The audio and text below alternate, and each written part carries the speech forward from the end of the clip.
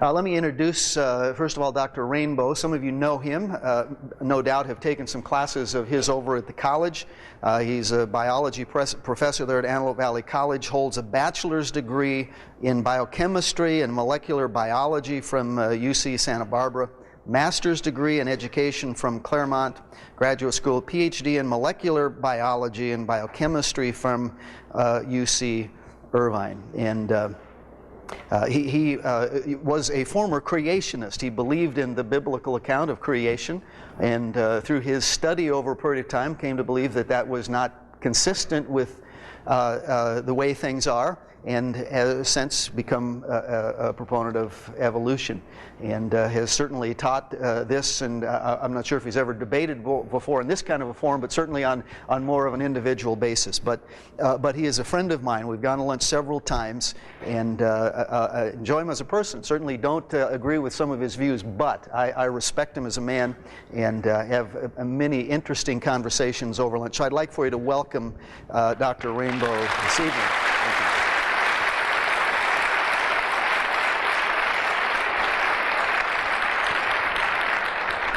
Dr. Kent Hovind taught high school science for about 15 years, and then went on to get involved in this ministry that he's involved in now of teaching creation science, not only in places like this. He's debated many, many times, has written all kinds of material, tapes, videos, and all these things, and also got a PhD in education, and he speaks about 700 times a year in forums like this, and he'll speak anywhere, anytime. If he's there, he loves to keep busy, and we've enjoyed him here at this church this weekend, and I would like for you to welcome Dr. Hovind from Pensacola, Florida, if you will.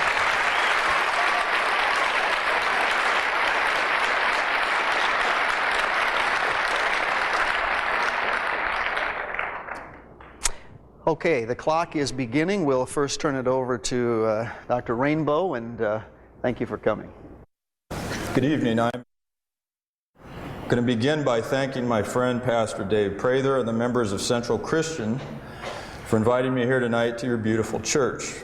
Although I am not a Christian nor a regular churchgoer, I do attend church occasionally at various places in Lancaster with my sons, and have found that I enjoy coming here to Central Christian perhaps more than anywhere else on Sunday mornings. I have met many wonderful people here and have felt very welcome.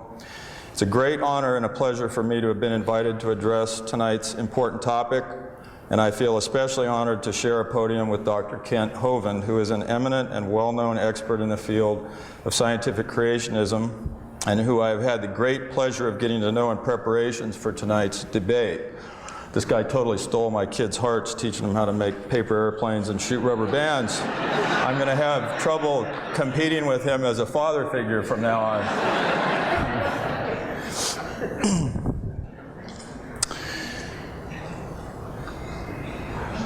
Okay, now if we can go ahead and get my,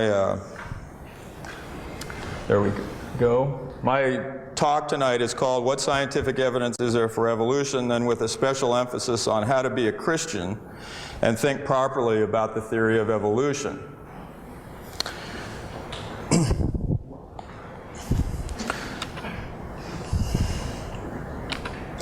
Okay, here's a fascinating and ironic fact about the United States of America. The United States is the most technologically and scientifically advanced nation on the planet, the envy of the rest of the world for our research and development infrastructure, as well as our university education system. Yet in the U.S., approximately half the population reject out of hand the most important scientific principle in all of biology, which is the theory of evolution.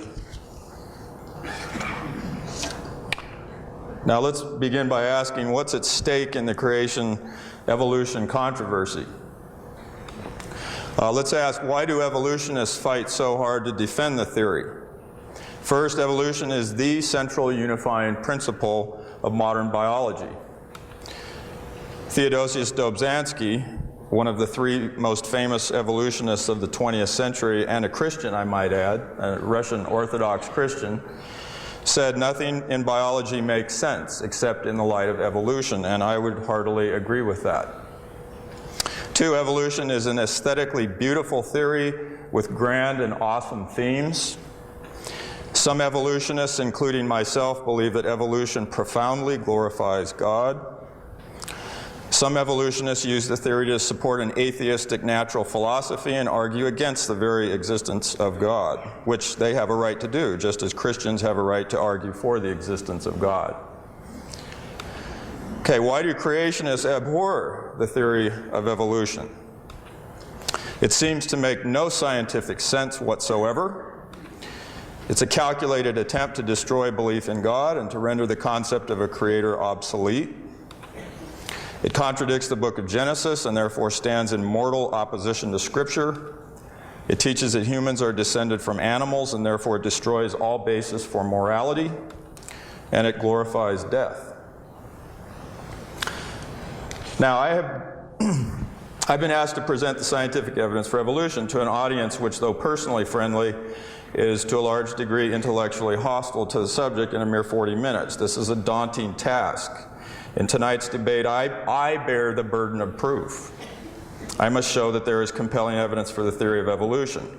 I think I do a pretty good job of that every semester in my biology classes at AV College, but there I have almost 50 hours to lay the necessary background and explain the theory. My having agreed to do it tonight in a mere 40 minutes to a conceptually hostile audience borders on lunacy. I hope you realize how difficult a task I face. I have to try to explain one of the most counterintuitive ideas ever encountered by humans. The idea that physical systems of staggering complexity and design can arise spontaneously through the mere operation of the normal laws of physics and chemistry in only 40 minutes. Pray for me. Now, since I have only 40 minutes in the formal presentation, I cannot talk about everything and I cannot talk to everybody. So I have decided to talk pretty much to just one group of people, the creationists. I'm going to place myself in their frame of reference and assume that a creator of some sort does exist, which I personally suspect is true but am not sure about. I am technically an agnostic, which means I do not know if God exists. But tonight, with your permission, I will talk pretty much as if I were a full-fledged theist, since I am trying to operate tonight from within the Christian frame of reference, which I respect. So remember, I am not a Christian, but I used to be a Christian, and it is not impossible that I might become a Christian again someday. I do not want anyone to think that I'm trying to be deceptive or trying to pull the wool over people's eyes, or still worse, that I'm some sort of spirit of darkness masquerading as an angel of light. So in my talk, I will be explicitly speaking to the Christians in the audience who are creationists. All the rest of you, the evolutionists of various persuasions, the atheists, the agnostics, you're formally invited to eavesdrop in on this conversation that I will be having with the creationists. Now, some creationists take considerable offense at the suggestion, by the way, we could go ahead. Can we turn on the slides, please? Oh, okay. What do I hit again? Oh, the top. Okay. So some creationists take, by the way, I'm going to read from a prepared text because I have an extremely complex talk tonight with a lot of animations and slides, and if I get out of sync with my technology, I'm cooked, so bear with me here. So for the third time, sorry, some creationists take offense at the suggestion that humans have evolved from ape-like ancestors. Allow me now to make a rather aggressive point about that, a point which will also lead naturally into some of the necessary molecular biology that we must talk about tonight. So here's the point. If you're in some sense insulted by the idea that you are descended from animals, then you must really be insulted by Genesis 3:19, which says you are descended from dirt. Genesis says you are descended from Adam, and Adam, whose very name in Hebrew is a pun in the Hebrew on the word for clay, Adam was made from the dust of the ground, which is, let's face it, dirt. In the very earthy account of creation found in Genesis 2 and 3, it says, "Then Yahweh formed man of dust from the ground and breathed into his nostrils the breath of life, and man became a living being." So in regard to your origins, you have two options. You can embrace evolutionary theory, which says that time plus dirt equals humans, or you can embrace a literal interpretation of Genesis 2, which says that God plus dirt equals humans. In either case, we recognize a fact common to creationism and evolutionism, which is that we are dirt. In other words, we all recognize that our bodies and the bodies of all living things, interestingly enough, are made of non-living atoms. I am a biochemist and molecular biologist by training, and I make my living by studying and teaching students about the fact that all living things are made of normal atoms which obey all the laws of physics and chemistry. From a physical point of view, our bodies are marvelous machines. Here, for example, is a computer-generated image of the atoms in a protein molecule. And then here is a similar image of the atoms in the DNA double helix. By the way, we could turn, I wouldn't mind having the lights down just a little more, Ryan. In fact, fairly dark. I'm a graphical purist here. Can we turn them down a little bit? Oh, okay. Well, can everybody see okay? All right. So it's been proven over and over through tens of thousands of controlled scientific experiments that living things are literally machines, constantly obeying all the laws of physics and chemistry. No modern educated person, including creationists, disputes this raw, intriguing fact, that from a physical point of view, we are machines. The central question that Dr. Hovind and I are here to address tonight is simply this: how did these machines get here? Now, one of the songs that you sing here in this church, and I have actually sung it with you, putting my own personal spin on the meaning of it, one of the songs you sing has the lyric, "Our God is an awesome God." Tonight I'm going to try to expose you to an idea which, if true, means that God as the creator is even more awesome than you think.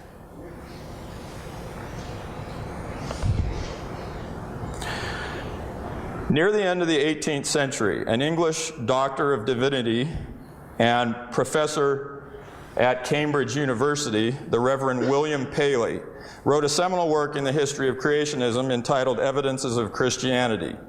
In this work, Paley created a memorable image. He said that if he were walking on a heath and hit his foot on a stone, he might inquire how it came to be there, but would be able to say little about it. Indeed, the stone might have been laying there forever for all he knew. But, he said, suppose I had found a watch upon the ground, and it should be inquired how the watch happened to be in that place. In that case, he argued, we would come to a very different conclusion. Since the watch is made of many intricate parts, which work perfectly together for a single purpose and display a remarkable unified design, he could only conclude that there was a designer responsible for the existence of the watch.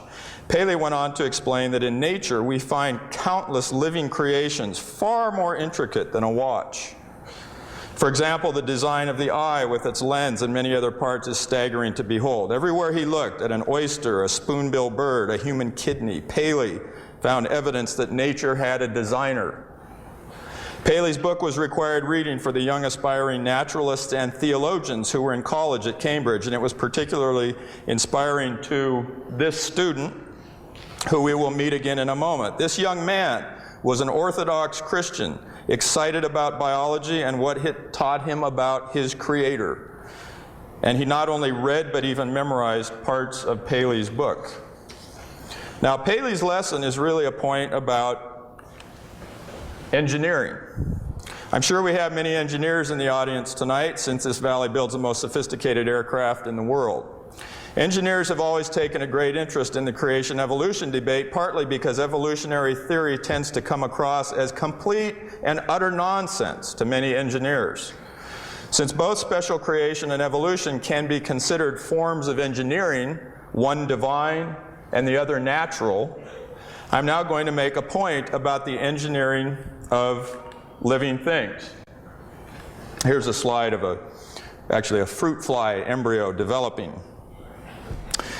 Now, we all know that whenever something is created by engineers, it always goes through 4 phases of development.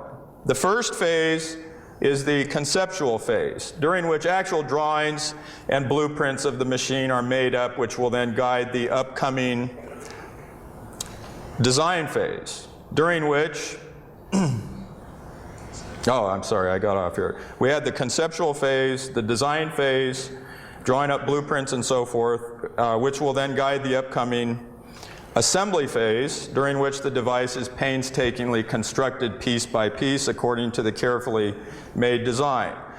Now, after the machine has been constructed, if all has gone well, the engineers now get to power up the machine with its source of energy, turn it on, and watch it work. They are now in the phase which engineers live for, namely the operational phase. Now, in the creation of a machine, if it has been well conceived, designed, and assembled, there will always come a time when the engineer can take his hands off the machine and step back and let the machine run on its own. Think of a computer automatically running programs, rendering graphics, carrying out calculations, while its operator sits back in the chair and drinks a soda. Or think of the autopilot on a jetliner, which is automatically landing the aircraft in a dense fog as the pilot and co-pilot simply watch the instrument panel with their hands folded. Or think of a robot spot welding parts of a car on an assembly line while no human watches it at all.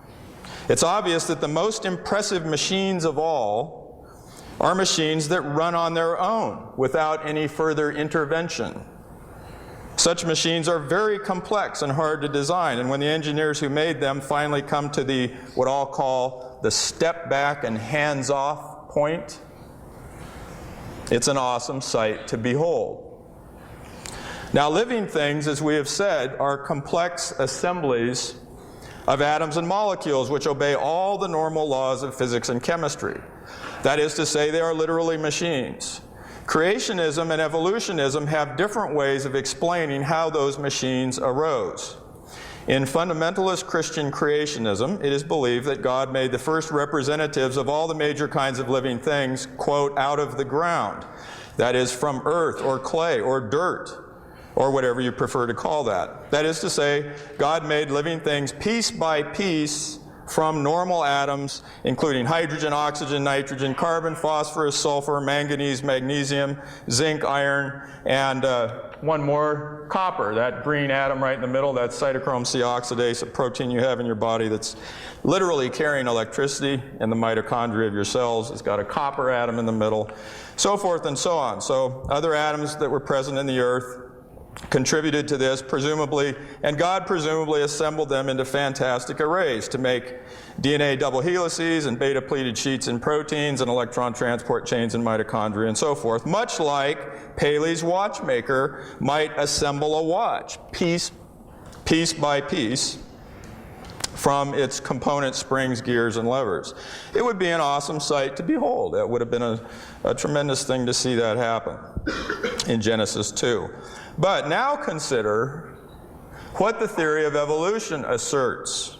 Evolution says that atoms and molecules present in deep space and then on the primitive Earth did something radically different from what is described in Genesis 2. Over vast stretches of time, the atoms, through a process which is only partially understood, but which I will try to tell you a lot about tonight, did the astonishing thing of self-assembling into living things. I want you to think hard about this. Imagine that you knew a watch designer who was so incredibly skilled at what he did that he could design the parts of a watch, make the parts, throw them out on a table, and then step back and take his hands off, watching while the hundreds of parts of the watch put themselves together before your eyes. Would that be unbelievable? Or imagine that one day you're conversing with a friend who works at the Skunk Works, where the world's most advanced aircraft have been designed and produced. And he says to you, guess what? We just made a new type of aircraft the world has never seen before, and it's just been declassified, and I can tell you about it. You say, what is it? A new generation of stealth aircraft? And he says, yes, but that's not what is truly new about it. You say, well, what is so new about it? And he says, it's an aircraft that self-assembles from component parts. You, if you know anything at all about engineering, would look at him like he was pulling your leg. And then when you saw he was serious, your jaw would slowly start to drop to the floor because you would know he had gone insane. You know that humans cannot yet build truly complex machines that put themselves together. We can make some machines like robot welders on assembly lines that can do simple things in the assembly of other machines, but we cannot even come close to making machines that assemble themselves. But guess who can make machines that assemble themselves?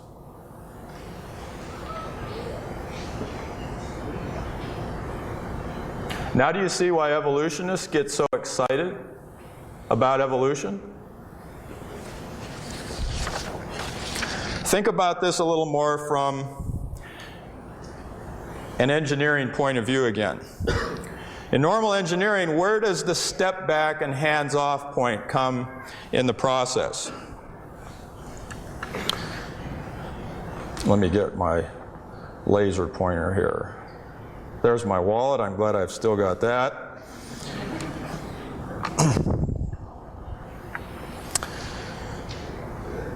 Okay, where does the step back and hands-off point come in the process? The engineers have to have their minds and their hands intimately involved in the conceptual phase, the design phase, and the assembly phase. It is only during the operational phase, assuming everything goes well, that the engineers can step back and hands off.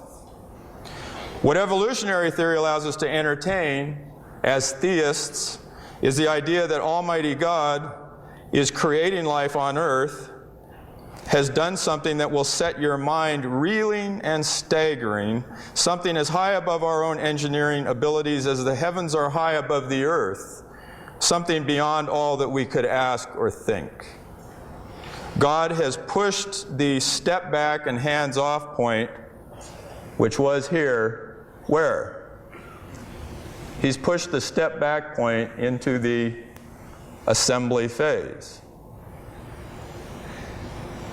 This is the view of God that theistic evolutionists carry around in their heads. God as the creator is even more awesome than you think. They believe that God, with an intelligence that is nothing less than terrifying, has designed the fundamental particles of the universe and ordained the laws of quantum mechanics so that they will, over time, spontaneously self-assemble into living creatures, while he simply sits back and watches it happen.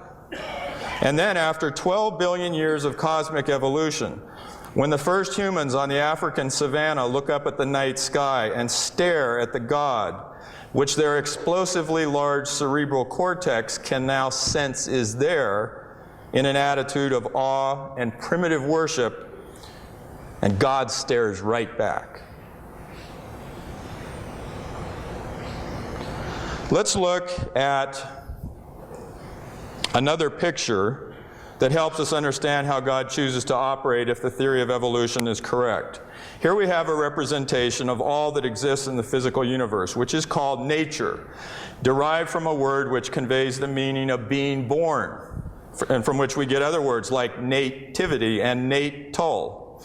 Now, in addition to the physical universe, which is detectable with the five senses, or with extensions of our five senses, many, and I dare say most of the people in the world, believe that there is another realm of existence that cannot normally be detected with the five senses, which is beyond nature or above nature. The word for above or beyond is super. So this is the supernatural or supernatural realm. And here we see God. Now please don't laugh at my picture of God, but God has chosen to ordain certain natural laws which govern the behavior of matter and energy in the physical universe. God seems to really enjoy using natural law, since virtually everything obeys God's natural laws virtually all the time. The only time things deviate from natural law is when God is doing the odd miracle here and there, like parting the Red Sea, or changing water to wine, or raising himself from the dead. Here we see just a few examples of famous natural laws expressed as equations. such as, okay, we've got Newton's second law of motion, Einstein's relativity relationship, Newton's law of universal gravitation. Here we have Boltzmann's definition of entropy, mass action expression from chemistry, which governs equilibrium in chemical reactions. This one, partial derivative here is Le Chatelier's principle from chemistry. And then at the bottom, ds is greater than 0 is the second law of thermodynamics. Now, we could write dozens of major natural laws that have been discovered so far by humans in various fields of the physical and biological sciences. These statements of natural law are the ultimate triumphs and trophies of the scientific endeavor. And I think there's little doubt in this room tonight that God enjoys watching as humans discover his natural laws through scientific endeavor.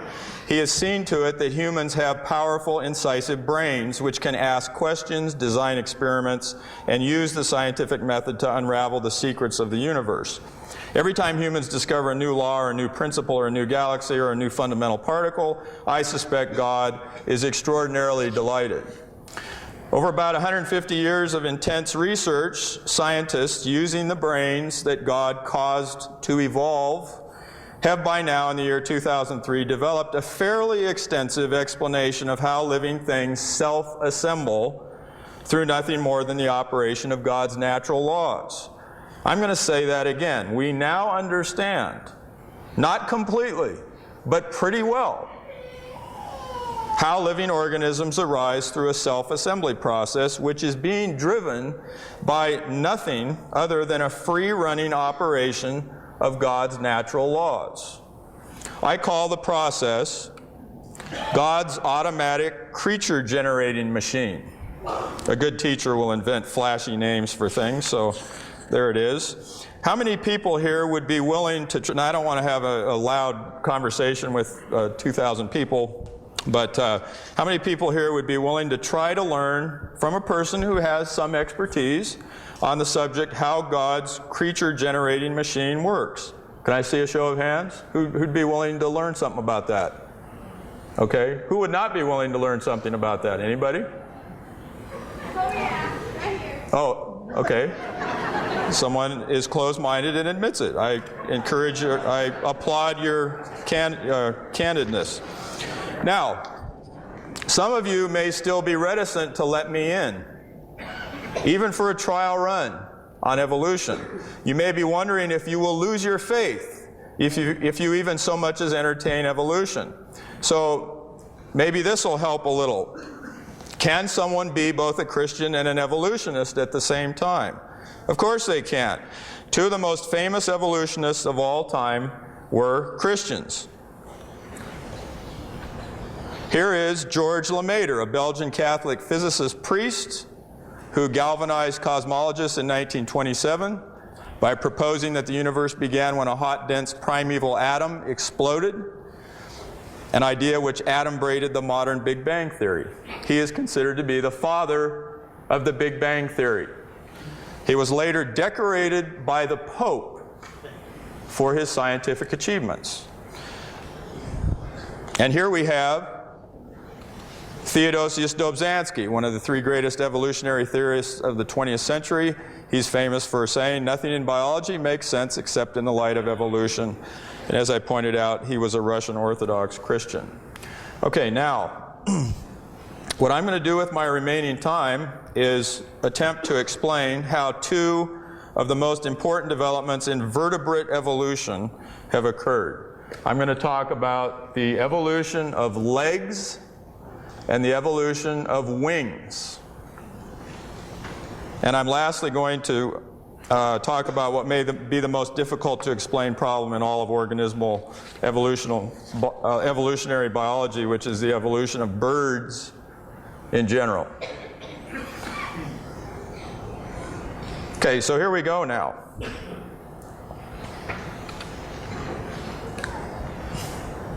What do we mean when we say that living things have evolved? We mean that all living things are genetically related through a process of what Darwin called descent with modification from common ancestors.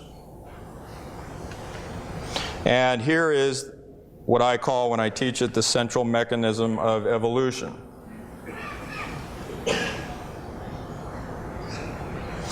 All right, here's how evolution works. This is God's automatic creature-making machine.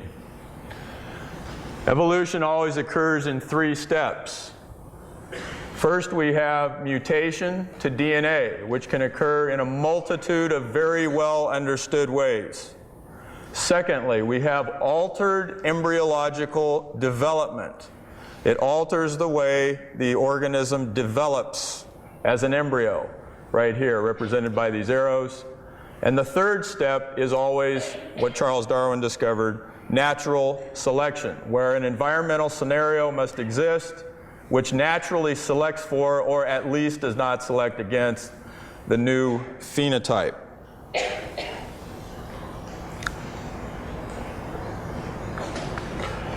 Here's just a few slides showing the guy who figured out the third step. That's the one that we got first, going back. Historically, natural selection was figured out first.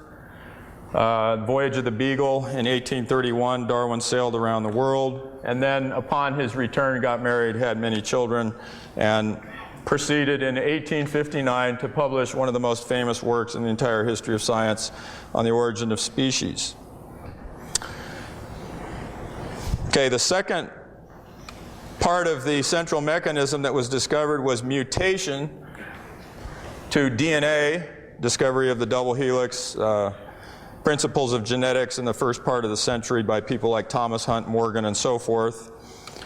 That was what was worked out next, and it's only extremely recently, it's really only since 1984, that we have even begun to understand the third middle step. This is the one that we've never been able to explain until now. And this is why creationists' objections to the theory are entirely reasonable. Up to this point in time, I would say.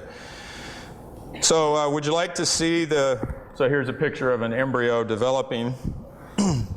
And the third step, altered development, now being unraveled by many, many scientists around the world. A couple things that you need to understand. One of my goals here is to help explain the theory itself. It's my contention that most creationists reject the theory because they don't really understand the theory. I would reject it too if I understood it the way creationists do. I really would, and I don't mean that as an insult. I used to be a creationist. I literally applaud you as creationists for not accepting the theory as you understand it.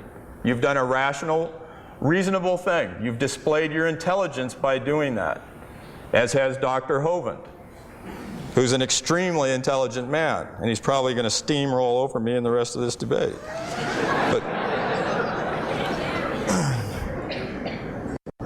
But would you like to see the machine itself in operation? Okay. Well, sorry, you can't. Because the evolution machine operates continuously and seamlessly all around the planet, in every nook and cranny of the Earth's multitudinous environments, and it is also constantly operating genetically on the molecular and biochemical level inside the living cells of all the world's organisms. The machine is way too complicated to see in the true sense of the word. But you know what? I have created a special graphic which provides a simplified, highly schematic picture of the machine in operation. And I call it an evolutionary phase space diagram. Now let me catch up here. What this is going to explain, what this explains is the evolution of legs. We're trying to explain how you go from a lobe-finned fish here to an early amphibian. Lobe-finned fish here, going down, see his little legs there. I really wish it was darker in here. Can we just turn the lights down a little bit? Okay, and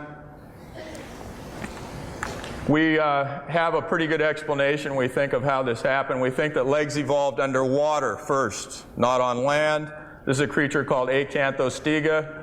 Long fish-like tail, totally fish-like body, but he had little tiny legs and toes. 8 toes. Here's the actual fossil of Acanthostega. Here's what the skeleton looks like articulated, and we're pretty sure he lived underwater because he had a long fish-like tail that would have done him almost no good on land, crawling around down low to the ground. So now here's my picture of the evolution machine, God's creature-making machine, and how it works.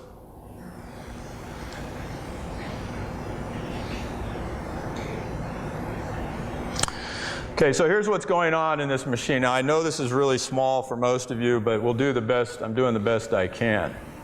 What we have, this is a multivariable graph. That is not a valley. Okay, it looks like a valley. It's not a valley. This is a three-dimensional graph in what I call phase space, evolutionary phase space, showing the how the machine creates organisms automatically. Here on this axis, we have the phenotypic axis. This is what the animals are like. Here we have the environmental axis, going in this case from water to land, deep ocean, coral reef, tide pool, shoreline, dry land. Here we're going from a ray fin fish to a coelacanth to various lobe fin fish, one of which here is Acanthostiga, which I just showed you, Ichthyostiga, famous more advanced amphibian, and then finally Tulerpaton here, which is a full-fledged land-going amphibian. So we're going again, to give you the big picture, from fins to legs here, and we're going from the deep ocean to the dry land here. Now the vertical axis represents decreasing fitness. So if you're high, you die. If you're low, you go. In other words, you live. If you're high, you die. You're up on what I call the peaks of death. And if you're down low in what I call the valley of survival, that means you are fit. You are well adapted to your environment. Now watch how this works. Let's say you're here in phase space. Can you do the three-dimensional math? Okay, what are you? You're a ray fin fish. Okay, you're a fish. Where are you? You're on dry land, so you are dead. You're a fish out of water, so you're dead.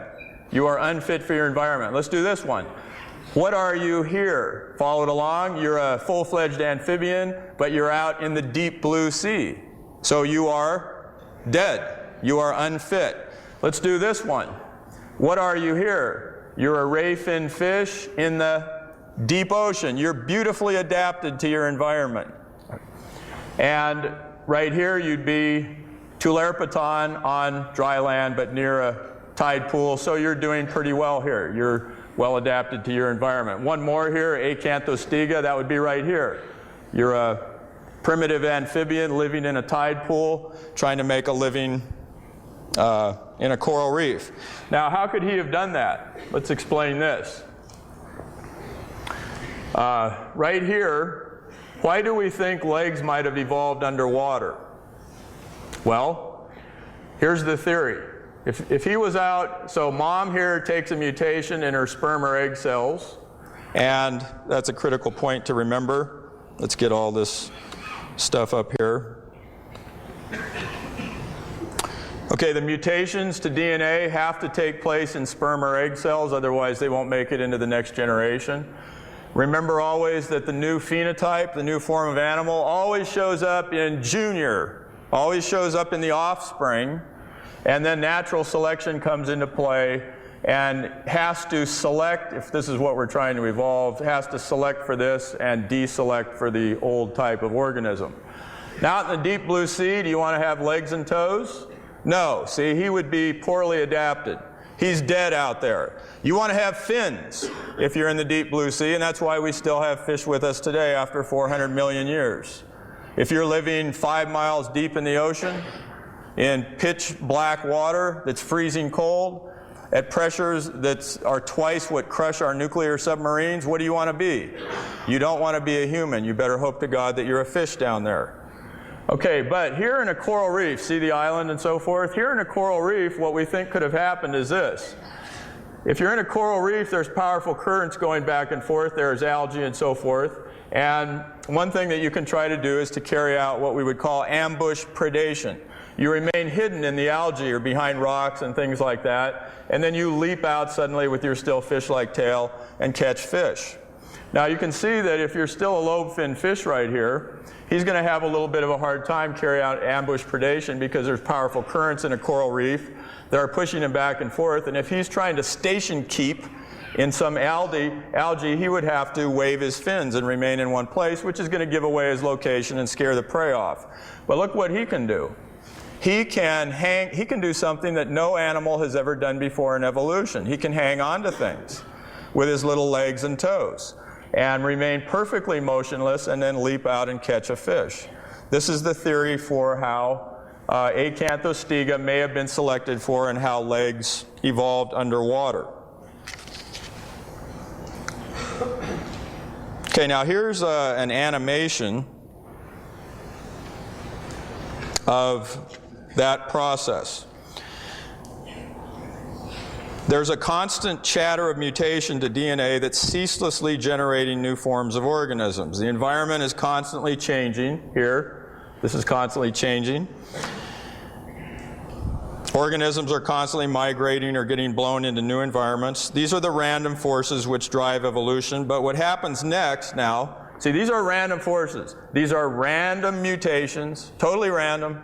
Transposons are jumping around in the DNA, moving enhancers around and so forth and so on, creating chaos. Most of it's birth defects. Probably 99.9% of all the mutations are harmful. This is random events here in the environment, plate tectonics, climate, disease, drought, all kinds of things are taking place here. This is random, but what goes on now in the machine is anything but random. Evolution is not totally random. So let me now, and here,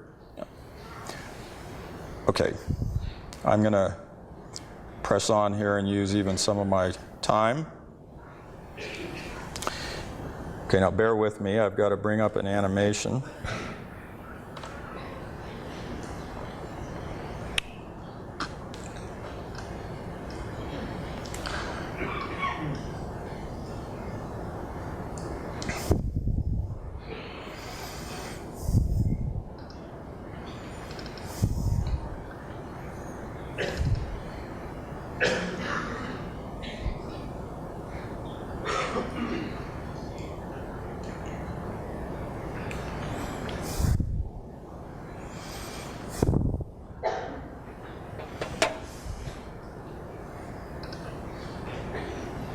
Okay, we'll try to put this on the whole screen.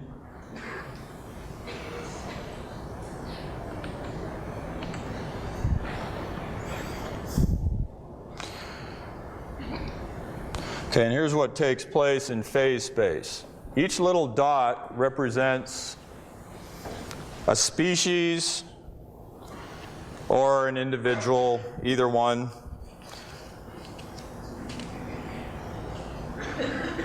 Organisms explore evolutionary phase space now in single-step mutations, and they do it with ruthless efficiency like water exploring a canyon. So what's happening here is that we start off here with a fish in the deep blue sea, mutations take place, and then you go to the next phase here in the Valley of Survival. And now the numbers, since they're beautifully adapted, they build up. See, they build up in number there. So now you've got more of these guys, lobe-fin fish. They build up. And then there are so many of them. There might be 10 million, 100 million lobe-fin fish in the Pacific or something like that. And now you can do calculations and show that the probability of the next step, the probability of moving the right enhancer in front of the right homeotic homeobox gene or whatever, is not only possible, but it's inevitable. You can prove that it's inevitable that the next mutation will take place. And so now you get the next, you start to invade the next locus. The little yellow arrows represent mutations. So see, it just keeps building up, next mutation, building up, next mutation, building up, next mutation. And so the organisms are tracking or coursing their way through evolutionary phase space like water through a canyon. So what you want to think about as you look at this image is picture all these random events, the changes to the environment, and changes to the phenotypes of organisms as being kind of like a constant rain falling down on this whole phase space diagram. And just as rain would be channeled down into the channel or the valley and flow along, in a similar way, you see how natural selection, which is anything but random, channels the mutations very efficiently through phase space. Once in a while you have a few organisms, see a few dots up here in the valleys, the foothills. They're just barely making it up there. They're not very well adapted. They don't survive very well. And up here in the taller mountains, nothing makes it up there. Okay, so the principles here are that the number of organisms at each locus in phase space builds up until the probability of the next step becomes inevitable. There's the principle that one step leads to another. By many small steps you can climb a mountain, and by many small steps a dramatic change in organisms can occur over evolutionary time. Notice that evolution leaves behind what I call a trail of ancestors. See, look at that trail of all the ancestors that are still there, still beautifully adapted to their respective environments. In my class, someone always asked me, Dr. Rainbow, if humans have evolved from apes, they always think humans have evolved from apes, which they haven't. We've evolved from ape-like creatures. But they say, if humans have evolved from apes, why are there still apes in Africa? I always get that question every semester. And you should be able to easily see now that that's an exceedingly silly question. That's no different than asking, why are there still fish 5 miles below the surface of the ocean? What's the answer? Because they're beautifully adapted to their environment. Another principle is that evolution is a blind, random, fluky process driven by random mutations to DNA and random changes to the environment. Well, I already said that. It's the selection is anything but random. So in a supreme irony, this process, as I hope you may be able to see, even though it's driven by random processes, it ends up creating creatures that look just as if they'd been designed by a creator. Which they really have, haven't they? Because it's the creator who dictated Le Chatelier's principle, and Coulomb's law, and Newton's second law, and the Schrödinger equation, and all the laws that govern how the atoms and molecules self-assemble. So God still gets all the credit for this. In fact, He's an even more awesome God.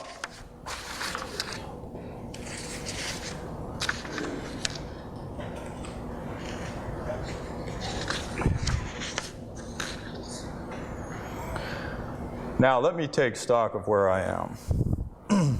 How many minutes over am I? 5:45. Okay, I mean over my time. What? Oh, 5 minutes. Okay. Because I need to respect the interplay that you've all come to see. So give me a second here to decide on how I want to use my time. I actually almost finished what I needed to there.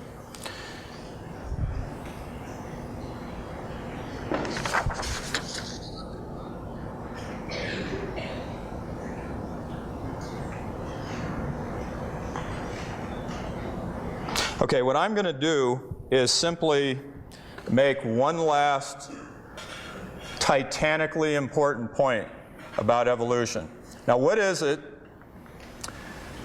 that you're all wondering the most about? This all makes a lot of sense. We know that this happens. Creationists freely admit that evolution takes place. They would say, however, that only microevolution can take place. I have no doubt at all that Dr. Hovind would agree with the fundamental essence of this picture, but he would say that you can only get small changes to organisms, like changing one insect into a different color or something like that. That's called microevolution. What you're wondering is, can you really go from things like a fish to an amphibian? Can you get big time evolution, big changes, big dramatic changes, which is called macroevolution? And what I'm going to do here is try to explain the results of the field that I at least like to think of as my specialty. And which is called EVO-DEVO, or Evolutionary Developmental Biology. And I'm going to show you some animations that show how you can create radically new forms of organisms incredibly easily. All right, so I need to close this and open up this one. Okay, this is an animation I use in my class.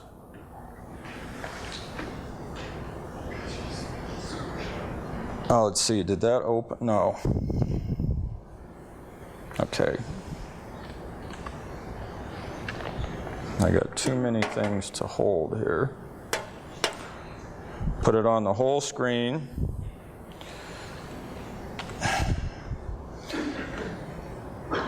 Okay, living things are made of cells.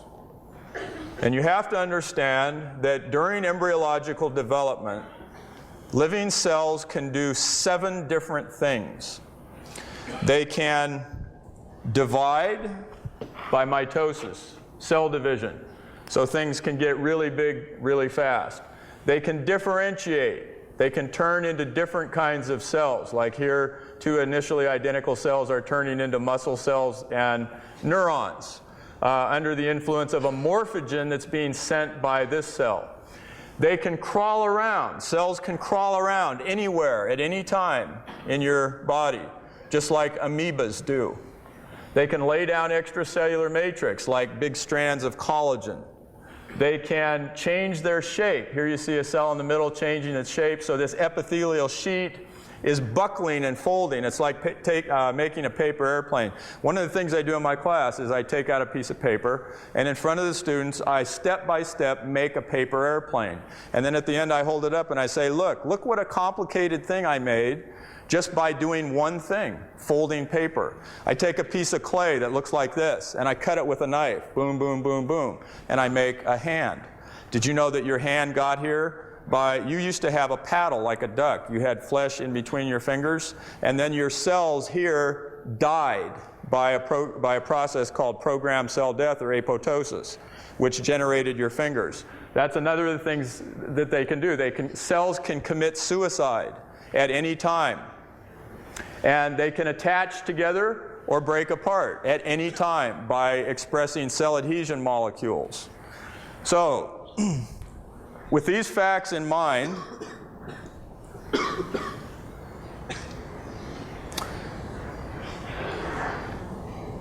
we go to another animation, which I call infinite outcomes animation.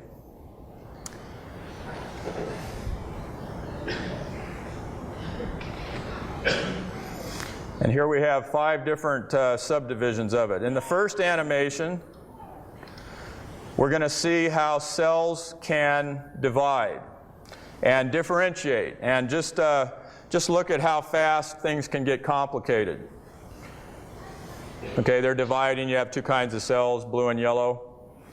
See, there we made something fairly complicated just by going through a few rounds of cell division and differentiation into only 2 types of cells. You have more than 200 kinds of cells. Okay, and then the second animation is an example of what we call a progress zone or a proliferation zone. This occurs, for example, in the limbs of an animal. The cells are constantly dividing on the leading edge there. And then if we do the same thing, but put in differentiation, now we get different colors. The cells can divide and differentiate in a proliferation zone or a progress zone. And then the next one shows same thing, except the cells are going to die at the end. They're going to die. Boom, there they go. See, so just by dying, you can make many, many structures inside of an embryo. And then the last animation in this series is a progress zone with differentiation, and at the end they crawl. See, they crawl around, and they can go anywhere at any time. So I think that you can see just from these simple animations that you put together all 7 things, you can make anything that you want by simply changing the order in which living cells do those 7 different things. And I tell my students, this will be insulting to creationists, I suppose, but the only difference between you and a fish is the order in which these 7 things have happened. And by changing DNA, you can alter the order in which things happen. Now, I am not even close to finishing, but I have to stop, and I'm going to stop, and I'm looking forward to hearing Dr. Hovind.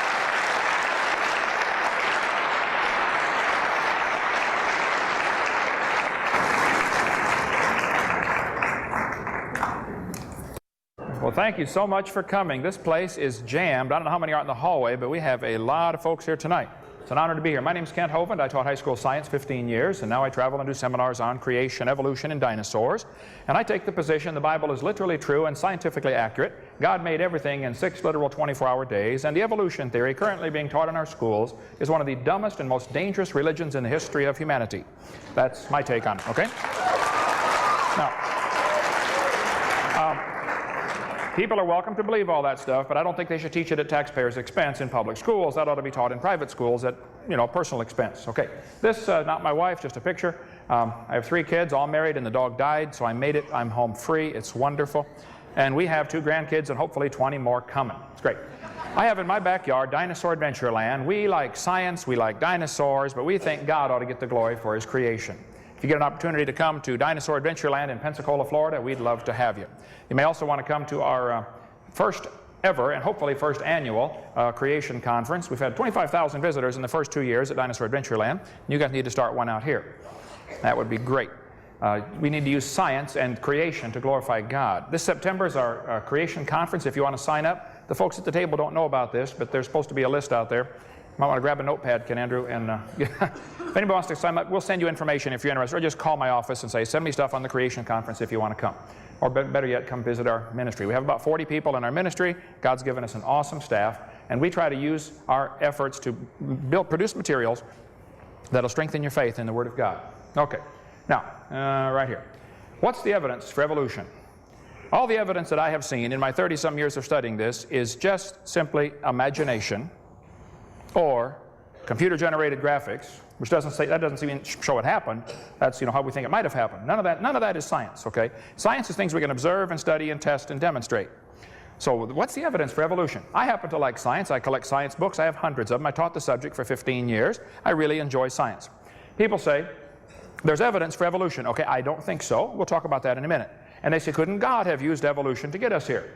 Well, we need to define some terms. There are 6 different meanings to the word evolution. I cover this in my seminar. First, there'd have to be cosmic evolution, the origin of time, space, matter. Where did that come from? Secondly, there'd have to be chemical evolution. If the Big Bang theory is true, the Big Bang produced hydrogen. You'll never hear them talk about this, but it had to happen because you have to somehow get uranium from hydrogen. That simply is not possible. Thirdly, there'd have to be stellar evolution. That's the origin of stars. Nobody's ever seen a star form. All we see are stars blow up. That's the opposite of evolution. There's novas or supernovas. We don't see them form. One professor I debated said, we're seeing a star form right now in Crab Nebula. I said, no, you're not. You're seeing a spot get brighter. And you're assuming it's a star forming. It could be the dust is clearing. There's already a star behind it. You don't know any stars are forming. What we do know, there's a lot of stars out there. There's enough that everybody on Earth can own 11 trillion of them to yourself. We've never seen one star form. So, fourthly, we have what's called organic evolution, the origin of life. The evolutionist has a serious problem with this one, going from non-living material to living organisms. Now, Dr. Rainbow and I talked before this debate, and we agreed we would only limit this discussion to, once life begins, how did it evolve? Okay, and that's what we're going to talk about. I don't think there's any evidence for that either. But I think skipping the first 4 steps would be fatal for students to realize, to not realize these are essential steps the evolutionist is simply trying to avoid, because they don't have an answer for any of those. Lastly, or fifthly, we have what's called macroevolution. This is where an animal changes to a different kind of animal. Nobody has ever observed any of this. We never see a dog produce a non-dog. You may get a big dog or a little dog, but you're going to get a dog, and there are limits to these changes. Okay? You're never going to get a dog as big as Texas or a dog as small as a flea. There are limits. Sure, there are changes, but there are limits. And the further you get from the norm, the more problems you have. You start having hip dysplasia and disease resistance goes down and stuff like that. So the normal, average, generic mutt is probably where it started. And now all these special breeds we've created, like the Chihuahua, definitely swimming in the shallow end of the gene pool, are certainly basically useless in my book. But every kid knows that a dog, a wolf, and a coyote are the same kind of animal. We do this in churches. I'll get a 5-year-old kid, and I'll say, which one of these is different, boys and girls? The dog, the wolf, the coyote, or the banana? They pick it out almost every time. One kid said, the boy, and well, it's the banana. Okay. The Bible says the animals will bring forth after their kind. Now, Charlie Darwin wrote a book called The Origin of Species. The argument is not about the origin of species. The argument's about the origin of kinds. I'm not sure who's deciding when a new species has been created or not. You know, a dog and a wolf are different species, but they're obviously the same kind of animal. I'd like to meet the guy who's making the decision. This is a new species, okay? It's still the same kind. Lastly, we have what's called microevolution. I don't like the term. I think it's confusing. We should just call it a variation within the kind. But whatever you call it, number 6 happens. That one I agree with. All the first 5 are purely imagination. Students have to be taught to believe in these by computer animations or, pictures of how it might have happened. It all takes place in the imagination. It never takes place in reality. People say, couldn't God use evolution to get us here? Well, that depends what you mean by God. The God that would use evolution is cruel, wasteful, stupid. He's deceitful. He's not the God of the Bible, that's for sure. It's not in the character of God to use misfits, blind chance, and death. My God gets it right first time. Doesn't have to practice, okay? Jacques Monod, a Nobel Prize winner, said, natural selection is the blindest, most cruel way of evolving new species and more complex and refined organisms. The struggle for life and elimination of the weakest is a horrible process against which the whole modern ethics revolts. An ideal society is a non-selective society, one where the weak is protected, which is exactly the opposite of the reverse of the so-called natural law. I'm surprised that a Christian would defend the idea that this is the process which God more or less set up in order to have evolution. I'm surprised also that Christians try to blend evolution with creation. David Hull, Northwest University, said, whatever the God implied by evolutionary theory and the data of natural selection may be like, he is not the Protestant God of waste not, want not. He is also not a loving God who cares about his productions. He is not even the awful God portrayed in the book of Job. The God of Galapagos is careless, wasteful, indifferent, almost diabolical. He is certainly not the sort of God to whom anyone would be inclined to pray. Charlie Darwin said in his book, thus from the war of nature and famine and the death, the most exalted object we're capable of conceiving, the production of higher animals follows. Evolution is a religion of death and struggle and cruelty. It is not compatible with the Scriptures. My Bible says God's work is perfect. He made it right first time. The God that would use evolution is deceitful. It's not the God of the Bible. There's no evidence for evolution anyway. The Bible says God formed the world by His Word. He spoke it into existence. He did it in 6 days. He told us clearly how He did it. He didn't use millions of years to get here. I think it'd be a retarded God that can't make it right first time. I wouldn't worship a God like that. Okay? It nullifies the need for the death of Christ by having God use this evolutionary process, and there is no evidence for evolution. So why would we compromise a perfectly good Bible, which has never been proven wrong, with a dumb theory that has never been proven right? I see no reason to compromise in this war. Okay. Are they the same? No, the Bible and evolution are absolutely backwards in every respect. We could spend an hour talking about this one. They're irreconcilably different. Evolution says death brought man into the world. The Bible says man brought death into the world. The differences are impossible to reconcile. Somebody is wrong. And I enjoy showing them who they are. Okay, now, suppose I said, I have a theory that the moon is made of green cheese. Okay, it's okay to have a dumb theory, that's perfectly fine. Then, suppose I said, NASA proved it when they went there in 1973 on a secret mission. Well, it's okay to have a dumb theory, but it's not okay to use lies to support my theory, right? It's even worse to use tax dollars to get paid while I lie to support my theory. So if there's evidence for evolution, I really want to see it. The textbook says you're an animal and share a common heritage with earthworms. This is ludicrous, okay? If you want to believe your great-great-grandpa was a worm, you go ahead and believe that, but don't use my tax dollars to teach that to my kids, okay? You go teach that to your kids at your religious school. Now, they say they have evidence for evolution. They say they have evidence from fossils. I'm telling you, folks, in a court of law, fossils wouldn't hold up 1 second as evidence. You bring in your bones and say, these bones are the ancestors of us today. They're going to laugh at you and say, Your Honor, he can't prove those bones had any kids. He sure can't prove they had different kids. Absolutely no fossils could possibly count in this discussion. When you find fossils in the dirt, all you know is it died. So don't tell me fossils are evidence for evolution. They talk about the fossil record. I say, hold it, first place, there is no fossil record. There are a bunch of bones in the dirt. It's not a record, okay? There aren't dates on them. They're just a bunch of bones in the dirt. There's just as much evidence for a flood. They say they have evidence from structure, evidence from molecular biology, evidence from development, like you talked about tonight. Well, we're going to talk about some of those as quick as we can. The textbooks start off with the assumption that the universe is billions of years old and started with the Big Bang. I think that theory is ludicrous and has been proven wrong years ago. That's not science. We cover that in great detail on our video number 1 out there on the table. If you want to get one of those. There's not many left, sorry about that. But they tell the kids that radioactive dating proves things are millions of years old. That is also not evidence for evolution. Radioactive dating is ridiculous. We cover that thoroughly on video 7.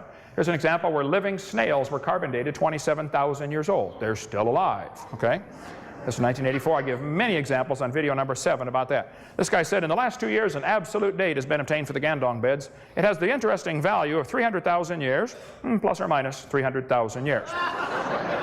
Well, they nailed that one right on the head, didn't they?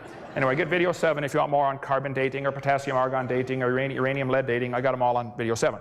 So they tell the kids the Earth is billions of years old. That is not evidence for evolution. Even if the Earth were billions of years old, there's still no evidence for evolution. And I think there's ample evidence the Earth is not billions of years old, and we cover that on video number 1 of our series. They tell the kids the Earth started off hot and it slowly cooled down. Yet the Bible says the Earth was created underwater. It was never a hot molten mass. The scientific evidence points to the fact that the Bible is right, because all over the world radiopolonium halos are found. Very short half-life on polonium-218 and 214, like down to less than 3 minutes. And you can get the book, you can go to halos.com if you want a whole lot more on the radiopolonium halos. They prove positively the Earth was never a hot molten mass. Cover that on video 7. Textbook says the stalactites form slowly, very slowly, tiny drops of water. That is not evidence for evolution. It's not evidence for anything. It's not even true. Here's me standing by a stalagmite. It's only 100 years old in Thermopolis, Wyoming. Okay, it happens very quickly. This is not a stalagmite, actually. This is a flowstone formation from simply minerals in mineral water being pumped out of a pipe. The Bible says, in the beginning, God created the heaven and the earth, and by one man sin came into the world, and death by sin. Yet Darwin said, death brought man into the world. Somebody's wrong, folks. Did man bring death into the world, or did death bring man into the world? Don't try to compromise the two. Get on or get off. Somebody's wrong, okay? Textbook says this is Grandpa.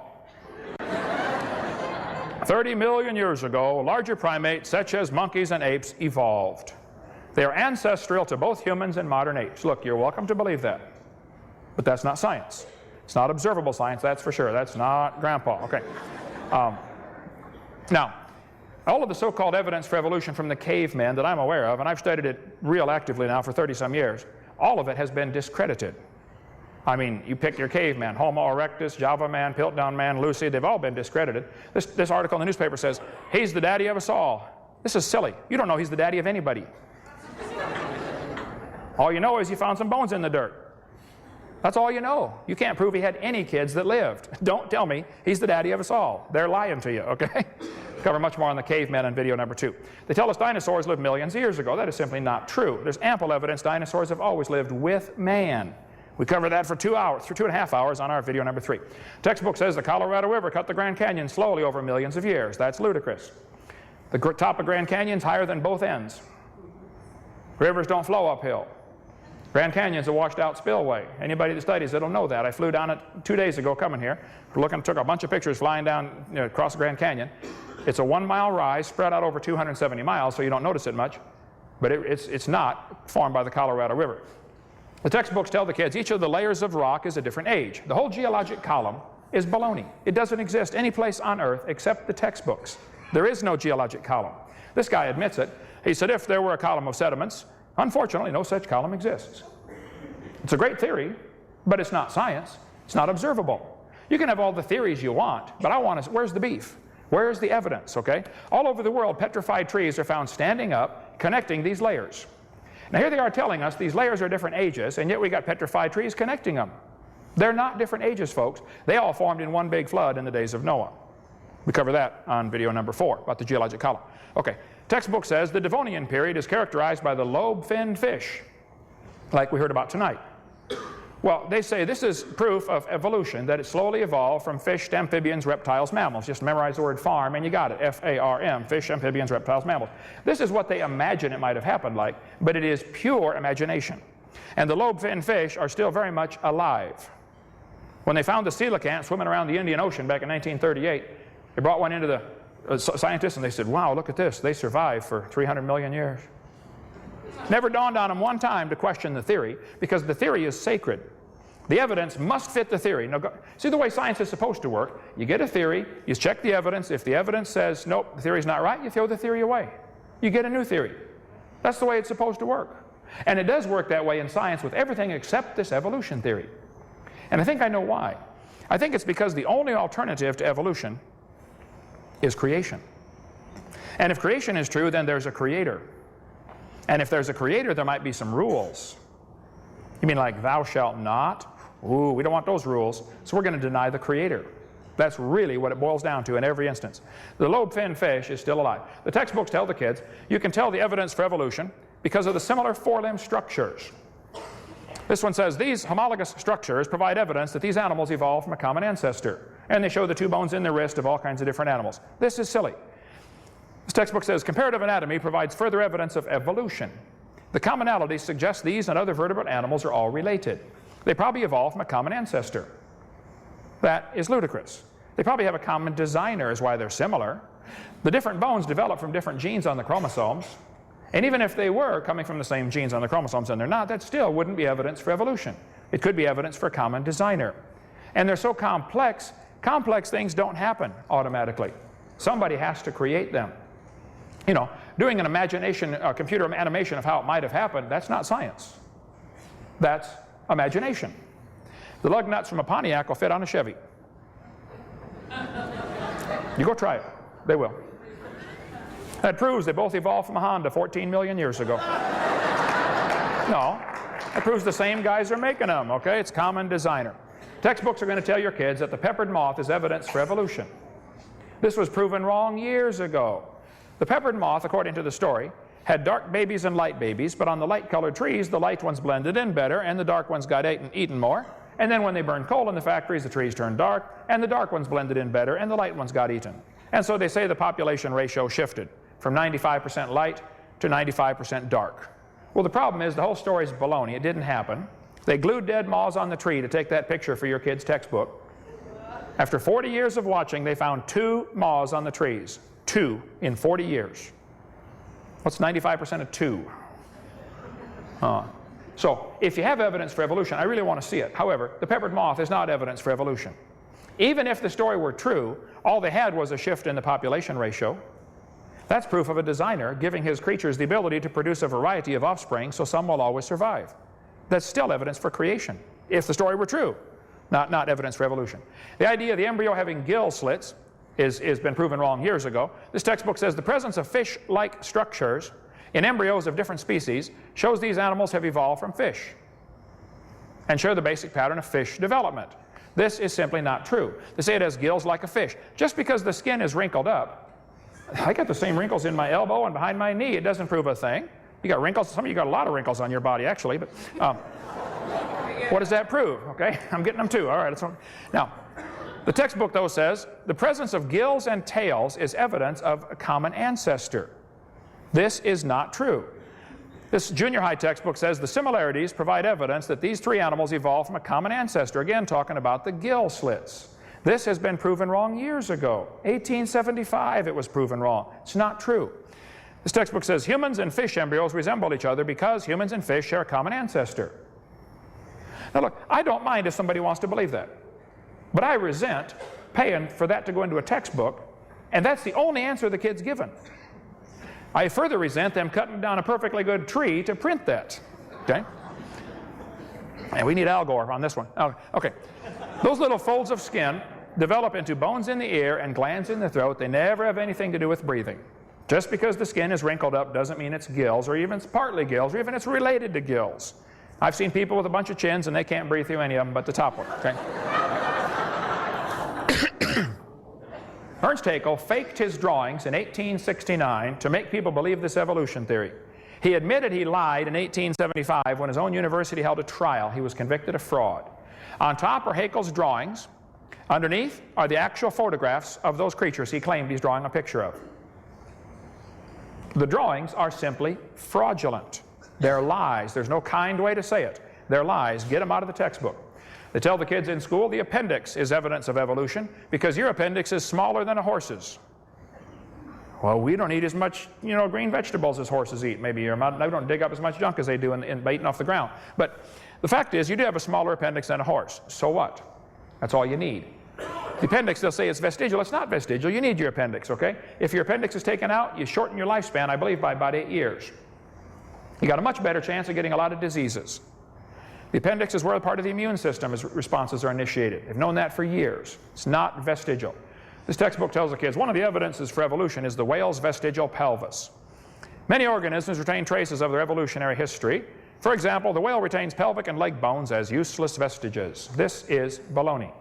They say the whale has a vestigial pelvis and leg bone that serve no purpose. Just imagine whales walking around. It's true. That's not true. Here's from Los Angeles Museum. Those are the bones they're talking about right there. Just imagine the whale walking around.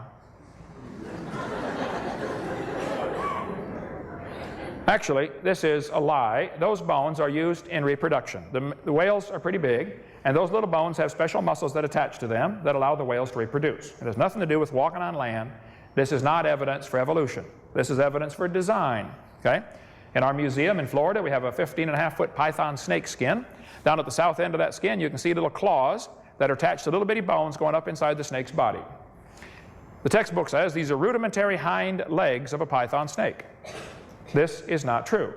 Those little claws are used in mating. The snake can't talk. You can't say screwed over. Okay? This has nothing to do with walking on land. It has to do with getting baby snakes. So, if you have evidence for evolution, I'd like to see it, but that's not evidence for evolution. Okay? This guy says the humans have a tailbone that is of no apparent use. The vestigial tailbone in humans is homologous to the functional tail of other primates. Thus, vestigial structures can be viewed as evidence for evolution. Organisms having vestigial structures probably share a common ancestry. Well, look, you're welcome to believe that, but it's not true, okay? The tailbone's not vestigial. You need your tailbone. There are 9 muscles that attach to the tailbone, without which there are quite a few functions you cannot perform. I won't tell you what they all are, but trust me, you need those, okay? Now, if you think the tailbone is vestigial, I have a long time standing offer. I will pay to have yours removed. Bend over, okay? Me and the Swiss Army can fix this in 15 minutes. Now, this textbook, though, says the coccyx, the tailbone, is a small bone at the end of the human vertebral column. It has no present function and is thought to be the remainder of bones that once occupied the long tail of a tree-living ancestor. First, it's not true. It's been proven wrong years ago. Secondly, that ought to be taught in a school for religion, not a school for science. This is not part of science. Why is this in a science book? Take that out of the book. A tail would be handy. Anyway. This textbook draws what's called a phylogenetic tree, and they have humans, birds, and crocodiles having a common ancestor. It only takes place on paper in the imagination. It never takes place in reality. Darwin said it's a truly wonderful fact that all animals and all plants throughout all time and space should be related to each other. Well, Charlie, you're welcome to believe that. But that's not science. And I resent that being taught in science classes at taxpayer expense. And I think many other people do also. That's not evidence for evolution. The fact that you believe it doesn't make it true. They talk about natural selection being the cause. He mentioned tonight natural selection. I agree. Natural selection works. But it only selects. It doesn't design a thing. It doesn't create anything. If I was going to select, if I wanted a population of people over 10 feet tall, so I'm going to go around and kill everybody under 10 feet tall. I don't have anybody over 10 feet to select from. You can't get a population of 10-footers because there's nothing to select from. You can select. Natural selection does that. It doesn't create a thing. The textbooks tell the kids about the horse being evidence for evolution. And so we went from a 4-toed horse to a 1-toed horse. That is baloney. Proven wrong 55 years ago. But they're still teaching it. They say we started from complex chemical soup and went to a living organism very slowly. Oh yeah. This textbook says all the many forms of life on earth today descended from a common ancestor. Then it says no traces of those events remain. We know what happened, but there's no proof. Well, you know what happened because of your imagination. You don't know what happened because of scientific evidence. It's not science. That's all I'm saying. This is not evidence for evolution. The fact that you can write it on paper, or the fact that some famous scientist, Dobzhansky, says, oh, this is true, or therefore it's true, it doesn't make it true because some famous scientist says it's true. Where's the beef? Where's the evidence? And they talk about a simple single-celled organism. Single-celled organisms are not simple, folks. One paramecium is more complex than a space shuttle. And you can put thousands of those in a drop of water. Michael Behe's got a great book out called Darwin's Black Box, if you want to read about the complexity of living organisms. He spends a whole chapter talking about the complexity of the hair on a bacteria.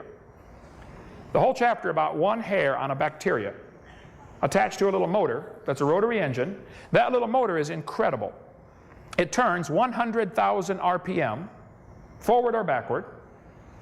And it's just like, as the things get smaller, the fluid they move through feels thicker to them. So bacteria swimming through water is like a person swimming through peanut butter. And this bacteria goes 60 miles an hour.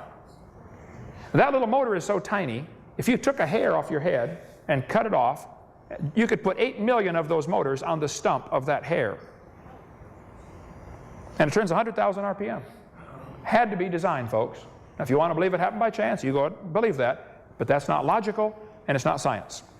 Now, this textbook says the complex structure of the human eye may be the product of millions of years of evolution. Well, again, they're welcome to believe that, but the eyeball is incredibly complicated. Darwin knew the eyeball was complex and said it gave him a headache. Darwin said, to suppose that the eye could have been formed by natural selection seems, I freely confess, absurd. By the way, how can blind chance make a seeing eye? On the back of your eyeball, you have about 1 square inch called the retina. In that 1 square inch, there are 137 million light-sensitive cells, all of them wired to the brain. I've done quite a bit of building in my life. I've hooked up quite a few electrical wires. Can you imagine wiring an eye with 137 million connections in 1 square inch? My Heavenly Father did it. He's pretty smart, ain't he? I debated an atheist in New York. He said, I've got proof for evolution. The human eye is poorly designed. I said, why do you say that? He said, well, the light comes into the eye, and then at the back, before it hits the retina, it goes through blood vessels. And the blood vessels block part of the light. He said, the octopus has a much better eye because their blood vessels are behind the retina. Humans have blood vessels in front of the retina. That's a poor design. He said, that's proof for evolution. I said, well, wait. First of all, poor design is not proof for evolution, okay? Porsche designed a car one year. They accidentally made it where you had to jack up the motor to change the spark plugs. That's a poor design. But it doesn't prove nobody made it, okay? So arguing from poor design is not a good argument for evolution. But the eye is not poorly designed. I told this atheist I debated, I said, sir, listen, the humans live in the air, okay? Air is a very poor insulator for UV light. UV light will burn your retina.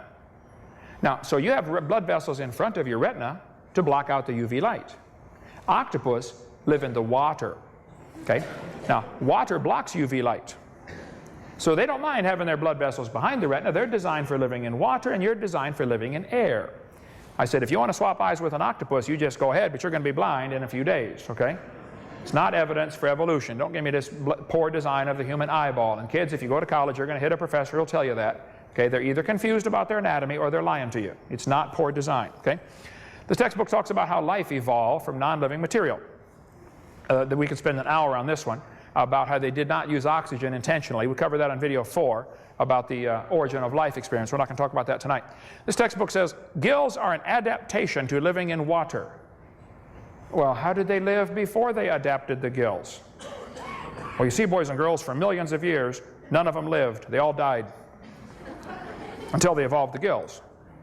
Why don't they say it's a design feature? They don't want to say it's a design feature because then some kid's going to say, who's the designer? They always use this word adapted. Heard it about 6 times tonight. These are adapted, these are adapted. No, they're designed for what they do, okay? This textbook says humans and orangutans are 96% similar in their DNA. So what? They say, well, that proves a common ancestor 15 million years ago. No, it doesn't. Actually, this textbook says, Darwin speculated all forms of life are related. This speculation has been verified. That is baloney. Verified by DNA. The DNA is unbelievably complicated. One person's DNA, all the DNA out of your body would fill about 2 tablespoons. But if you tied them end to end and stretched them out, it'd reach from Earth to the moon and back 5 million round trips. Unbelievably complex. Didn't happen by chance. Okay. Now they're telling the kids, like Richard Goldschmidt said clear back in 1940, the first bird hatched from a reptile egg. He was frustrated because they couldn't find any evidence for evolution. You couldn't find any fossils that are missing links. He said, so it must have happened quickly because we don't find the evidence. This is silly, okay? In the mind of the evolutionist, there's only 2 choices. They'll say evolution happened slowly like Darwin said, or evolution happened quickly like Gould said. They don't seem to be capable of thinking outside the box. It didn't happen at all. They don't want to think about that, okay? This guy says evolution is a fact. Evidence for evolution from the fossils. He said the fossil record provides some of the strongest evidence that species evolved over time. That is silly. There is no fossil record. There's a bunch of fossils in the dirt, but it's not a fossil record. Don't let them pull that one over on you. All you find are bones in the dirt. You don't look back in the fossil record. Fossils only exist in the present. You put your interpretation on them, but they exist in the present. Everything else is your interpretation on there. See, the creationists and the evolutionists are both seeing the same evidence, coming to different conclusions. I look at fossils and see evidence of rapid burial and a flood. The evolutionists look at fossils and look for evidence for how they change from one thing to another. We don't see anything changing today like that. Why would you think it was different long ago and far away? They say birds are descendants of dinosaurs. Well, you're welcome to believe that, but there are a few differences between a dinosaur and a bird, okay? You don't just put a few feathers on them and say, come on, give it a try, man. It won't hurt too bad. It's just not quite that simple, okay? Textbook will say Archaeopteryx is evidence for evolution. Archaeopteryx is a bird, okay? Alan Fiducia, University Chapel Hill, North Carolina, one of the world's experts on, he believes in evolution. But he says, paleontologists have tried to turn Archaeopteryx to an earthbound feathered dinosaur, but it's not. It's a bird, a perching bird. And no amount of paleo babble is going to change that. Students believe evolution because that's what they've been taught. I think all that's been presented are lies. I think the lies ought to be taken out of the books, and then if you have evidence for your theory, show it to the kids. You tell them they're an animal, what's it do? Well, look around, okay? They act like animals. Teen suicide rate's gone crazy in this country. Violent crimes have gone up 1,000% since evolution became the dominant theory in the early 60s. Unmarried couples living together in adultery has increased 725%. Premarital sex has gone up in every category. Satan's a liar, folks. He wants to deceive you. And I think if somebody believes that we came from an ape-like ancestor or even came from an amoeba up to a human, they're welcome to believe that. But that's not science. It's not common sense. And I think they need to understand that teaching is going to destroy the faith of some kids in their class, which maybe they don't understand, maybe they do understand. But Jesus said, whoso shall offend one of these little ones which believe in me, it were better for him that a millstone were hanged about his neck and he were drowned in the depth of the sea. So before I taught evolution to anybody, I'd take a long, hard look at Jesus' warning. I mean, if you don't believe he existed, don't believe he's God, that's fine. But listen carefully to his warning. You're in serious trouble. What should we do? Well, 75% of kids from Christian homes that go to public schools reject the faith after 1 year of college. After they're subjected to a whole semester or a whole year or 4 whole years of computer animations of how it might have happened, pretty soon they start to get confused and start to believe it. That's what happens to many of them. Scott wrote me a letter. He said, Dr. Hovind, until I went to college, my faith in God was sound. But my college history class helped destroy that faith. Folks, evolution's not just in science class. It's in history, English, math, every class, okay? Scott said, I started to doubt the Bible and God's Word, even started to doubt Jesus was truly God's Son and that He died and rose for my sins. My best friend showed me your tapes, and I was in awe of what I saw. Everything I thought I knew about life was changed. Yay, rescued one. Charles Darwin studied to be a preacher, lost his faith. Farrell Till, former Church of Christ missionary, now the editor of an atheist magazine. I debated him, debate number 7 on the table. Michael Shermer, editor of Skeptics magazine, here in California. I debated him. I don't know when that was. Claimed he was a Christian as a kid. Tom Hanks, stars in movies with little or no morals, claimed he was a Christian and loved the Lord when he was 16. Gary Parker, now teaches back to a creationist. Michael Ruse, the main spokesman at the Arkansas trial, was raised in a Christian home, spoke out against creation. John Templeton, who used to work with Billy Graham, accepted evolution and wrote a book, Farewell to God. Frank Zindler studied to be a Lutheran priest. He's the president of the Ohio Atheist Association. I debated him. And we're going to get Matt Rainbow off the list here by the end of the night because getting him back to be a creationist. All right.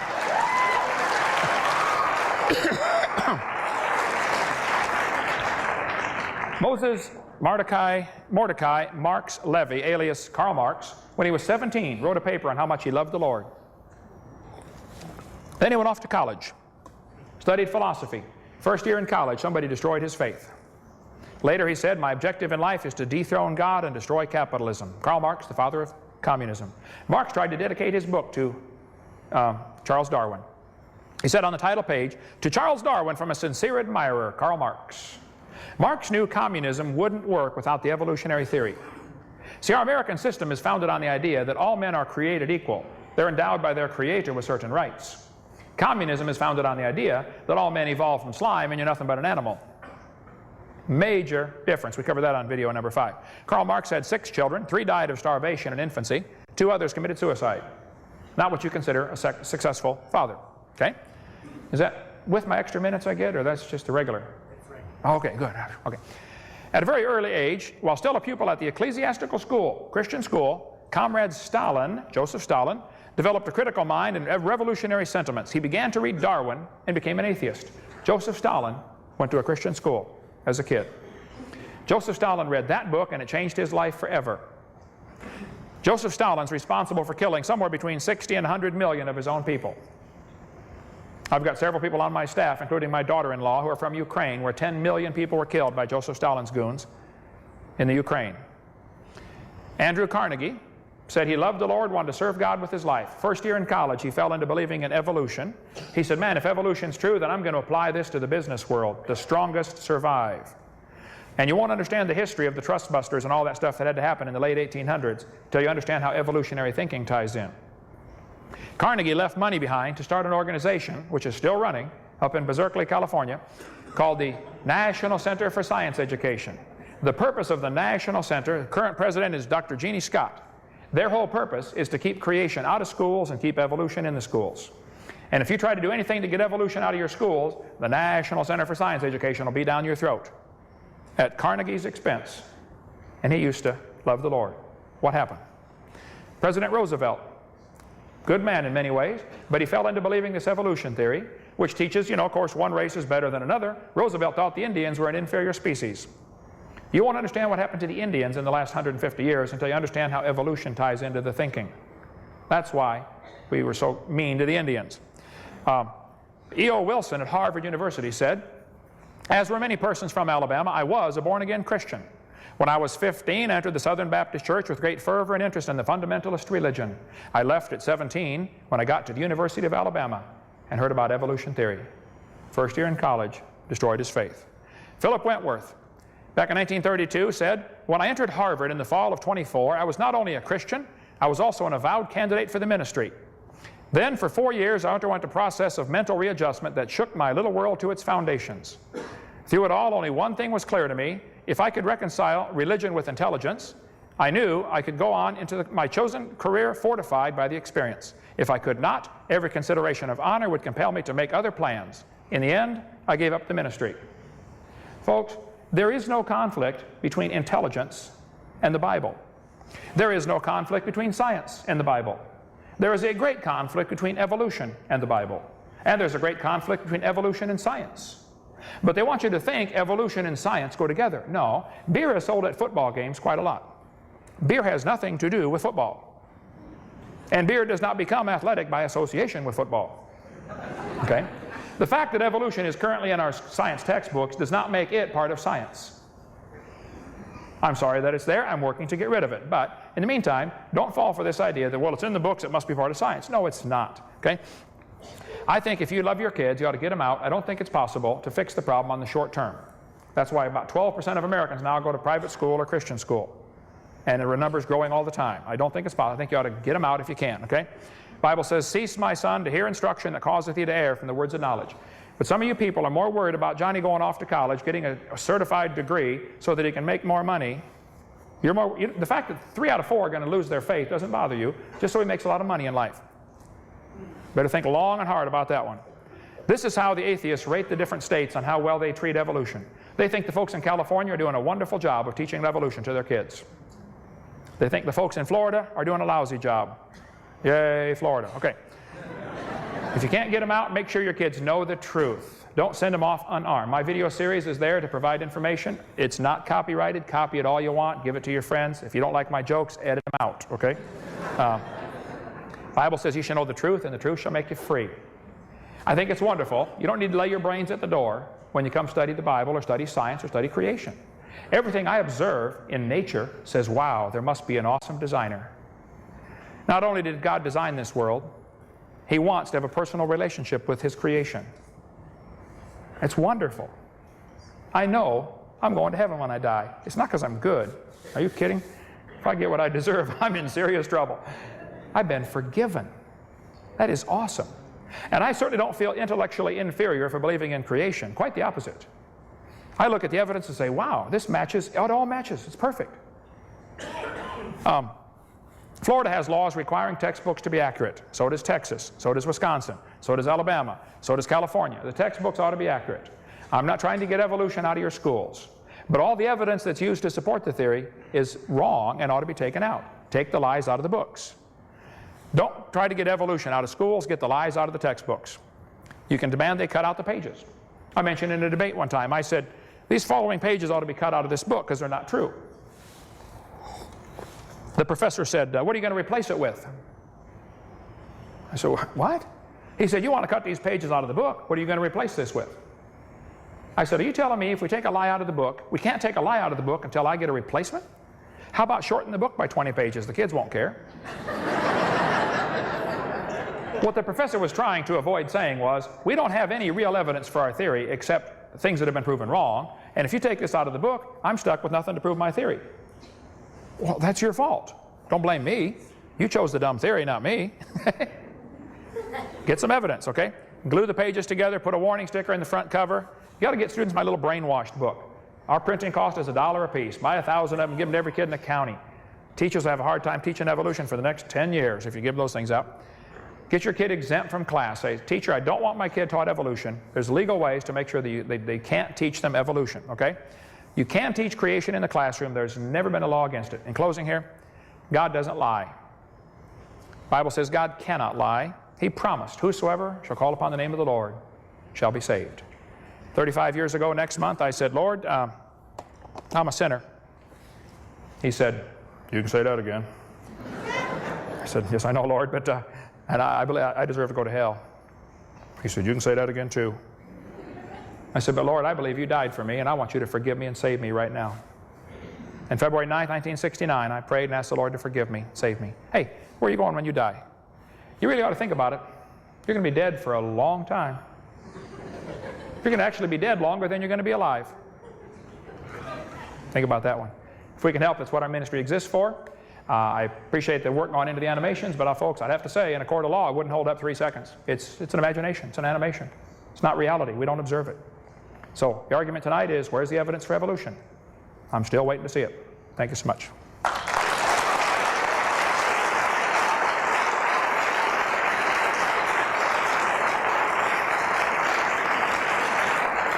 We will now enter the rebuttal period. I believe Dr. Rainbow used 53 minutes, which is the first, so you used your first rebuttal period, a little bit more, but we'll extend grace on that. So you have now 10 minutes of rebuttal. Okay, some things Dr. Rainbow said tonight that I think I should not leave hanging. He said half the population of the U.S. population rejects evolution. I think the implication is because they reject it because they don't understand it. I think quite the opposite is true. I think they do understand it and reject it. How many of you think you do understand what the evolution is trying to teach and you still reject it? Now, the choice is for the evolutionist to look at these hands and say, well, you people are stupid. Or to look at it and say, maybe there's a reason they're not getting it. And the evolutionist typically thinks, if I had, 75 hours to show you all this stuff, I could make you believe in it. Well, that is, again, implying you're dumb, I'm smart. You just don't know everything I know, or else you'd believe like I believe. I think the opposite is true. I think there are thousands of scientists who have studied this very carefully and thoroughly rejected the concept. It doesn't work. It doesn't happen. So I would certainly agree that over half the population doesn't believe in it, but I disagree that that means they're dumb. Actually, I think that means they're smart enough to realize that they didn't get brainwashed with all this teaching. He said evolution is the central unifying principle of biology. This has been the mantra for the last 20 years. The evolutionists keep saying, oh, you have to teach evolution. This is the central unifying theme. Well, just because they say that doesn't mean it is. I could say creation is the central unifying theme of the world. And they would say, I disagree. Okay. Well, just saying something doesn't make it true. And you hear this over and over, and I see this in the court cases as I read about what happened in textbooks. They say evolution is the central theme. Evolution has nothing to do with biology. You could learn all the muscles, all the bones, all the nerves, all the fibers of the body, and never study evolution. You can teach the kids, okay kids, flexors, extenders, biceps, triceps, deltoid, you know, rectus femoris, and all these muscles of the body. You don't have to learn about. If the kid says, well, how'd they get there? Well, we don't know. We're learning the anatomy. Here's how it works. Evolution is unnecessary. It's a useless theory, and I think it's counterproductive. I think it's a waste of classroom time. And I think it shows up on the test scores. Now, as American kids test lower and lower and lower in their general knowledge of science because they waste so much time teaching that dumb theory. That's my totally unbiased opinion. Okay? He said tonight that evolution glorifies God. Okay? I will stand by my guns. It is not the God of the Bible.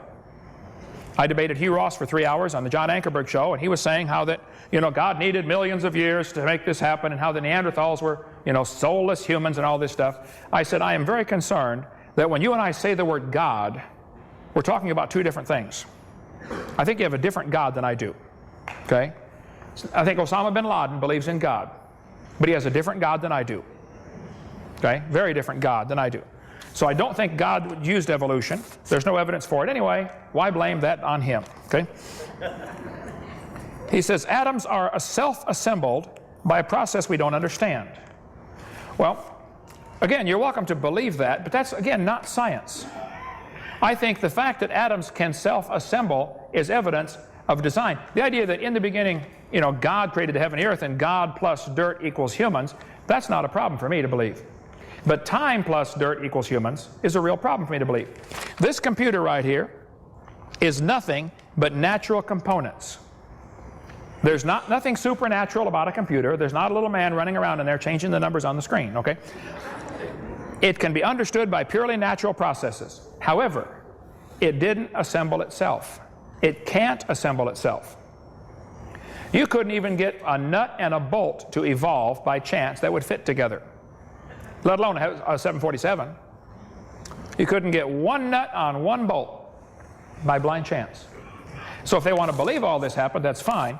But the atoms self-assemble because they're designed to do that. Okay? And as far as the assembly process, that's something I'd love to hear an evolution explain. How did we get from asexual reproduction to sexual reproduction? Which evolved first, the male or the female?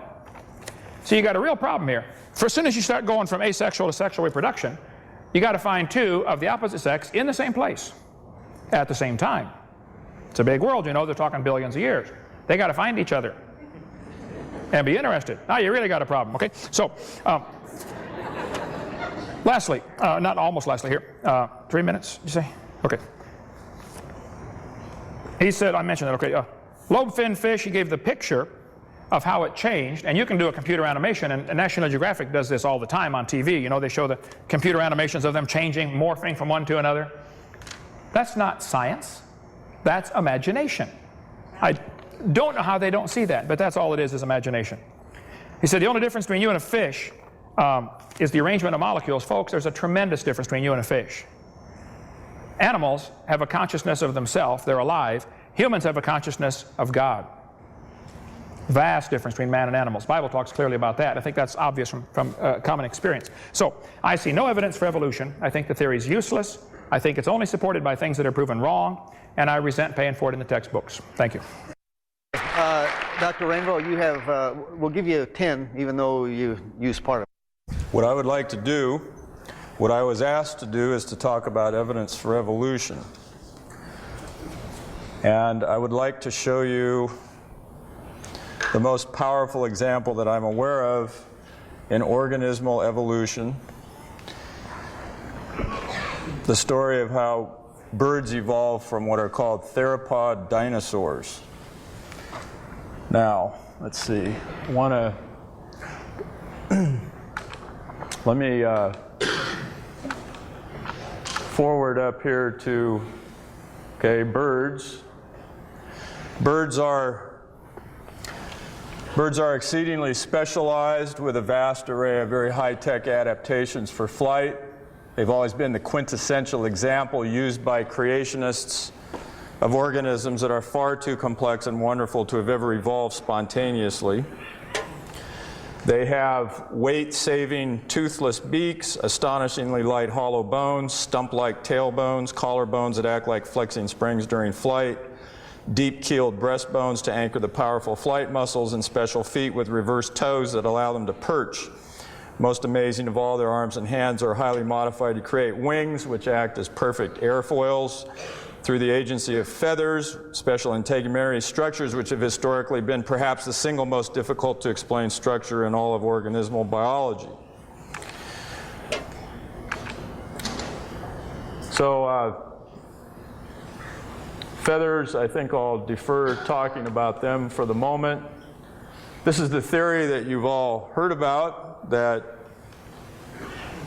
birds evolved from dinosaurs. There you see a dinosaur that's called Bambiraptor, and as you can see, it has feathers on it, but the feathers were not used to fly. The feathers were believed to have kept it warm, probably, since down feathers are the most insulating substance known to man. This picture shows some of the transitional forms from a National Geographic article. Sinosauropteryx in the back here. Caudipteryx, some of the dromaeosaurs like Velociraptor, and then on to birds such as Archaeopteryx. Archaeopteryx was a bird, there's no question about it, everybody agrees with that. And then on to modern birds. Now, this is a pretty picture. Anybody can paint pretty pictures. But what's the actual evidence for this? Well, I've tried to assemble a sequence. We think that juvenile T-Rexes may have actually had feathers, for example, to keep them warm. Here are some actual fossils, and I think what I'll do is just show this sequence. I don't know if you're trying to film this or not, but if you are, it would be a good time to turn the lights out and catch this, because it's the star of the show now. So here is a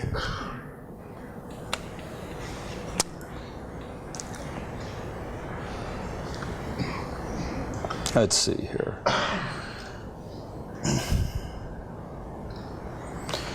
Okay, I'm going to show you a transitional sequence of organisms. And I'm going to show them to you first with no labels on them, just so you can get a feel for how the transitions are relatively smoothly occurring. Then we'll see the labels, and then I'm going to show you how the characteristics or the traits of birds accumulated in evolution step by step. So first of all, I decided to just start with a lobe-finned fish because I talked about that. We jump up to, let's see, I need to get this on the whole screen.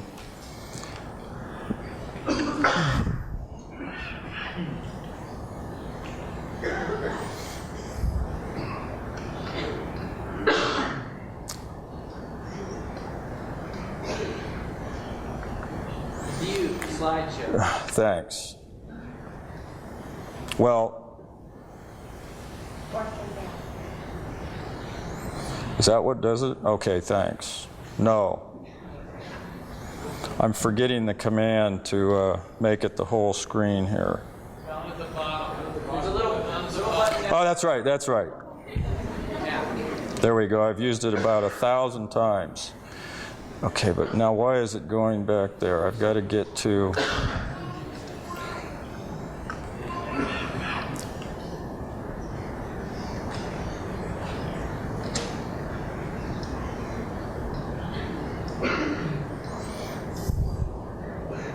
Okay, there it is.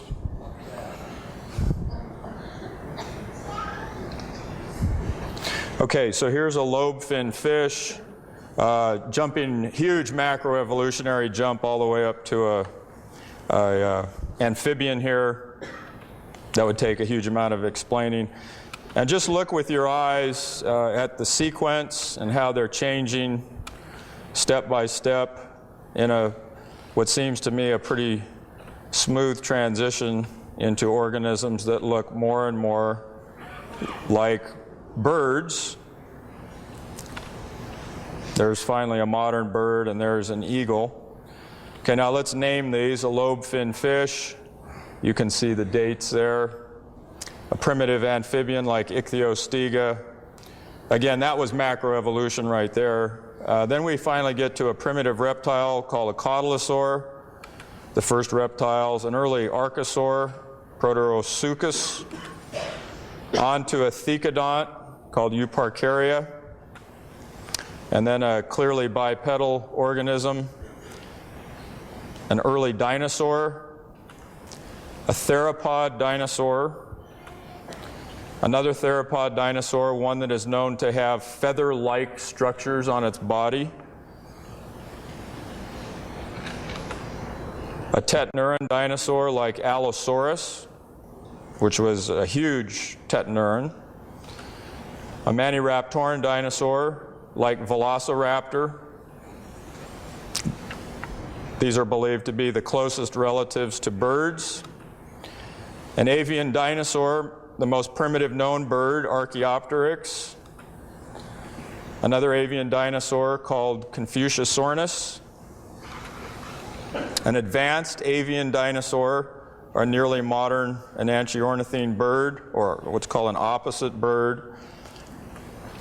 A modern bird, like a pigeon, which is classified by most experts as still a dinosaur. And another modern bird, like an eagle. So birds are considered to be feathered dinosaurs by probably 99% of all professional biologists who are qualified to have an opinion on the matter. Now, this is the part that really talks about the evidence. So what I've done is I've shown here a list of all the traits that birds have. Okay, so all these traits are possessed by modern day birds. And I'm now going to show you the same exact sequence, and you're going to see how, as each organism comes up, you'll see highlighted in bright yellow the traits that that organism displays that are bird-like. And the key thing to remember, think of the phase space diagram that I showed you. Think of these organisms as chattering their way through evolutionary phase space, being driven by natural selection processes, where each of these organisms was not trying to make birds, because evolution never knows where it's going. It's a free-running random program. But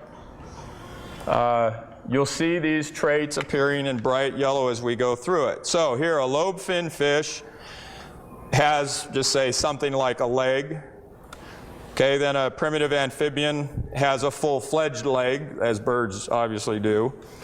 Okay, then getting closer to the real sequence that we're interested in. Cotylosaurs, the most primitive reptiles, have scales. Birds still have scales on their legs. And amniotic eggs, which birds lay. We go to an early archosaur, or ruling reptile. You see the formation of what's called an antorbital fenestra. That means holes in the skull. Holes in your skull. It makes your skull lighter. Birds have those to save weight. Okay, here we see a thecodont, Euparkeria, and although this looks like he's walking on four legs, it is believed by many scientists that this was bipedal at least part of the time. So bipedalism is critical in bird evolution because it liberates your front limbs to do something different, like become wings. Okay, then we have another early dinosaur, Ornithosuchus, and here we see offset ball and socket hip joint, and you raise the metatarsals and you walk on your toes. birds walk literally on their toes. Okay, a theropod dinosaur like Coleophysis. This had hollow bones, as birds do. A pelvis anchors on more vertebrae, as in birds. It has a tremendously shortened thigh bone right here. A reduced fibula, elevate the first toe off the ground. We'll skip over that. We come to a theropod dinosaur with protofeathers, filamentous protofeathers, down feathers perhaps. Jump to a tetaneuran dinosaur called Allosaurus, which has a strong fused sternum, fused clavicle or wishbone, and a three-fingered hand. A maniraptoran dinosaur like Velociraptor has a semilunate carpal, which allows you to get a slashing hand stroke. A swept-back pubic bone, as in birds, a shortened trunk. Go to an avian dinosaur like Archaeopteryx. You get a split propulsion lift wing, fully modern flight feathers, lateral facing shoulder joint, and a reversed halic for a perching toe. Time's up. Time's up. Time's up. Okay. Okay, good. All right, thank you, thank you. Here we have pieced together from fragmentary evidence. I've been able to reconstruct the evolution of silverware. You can see these two spoons here. Obviously, one's been subjected to more geologic pressure and has squished it out a little deeper than the other.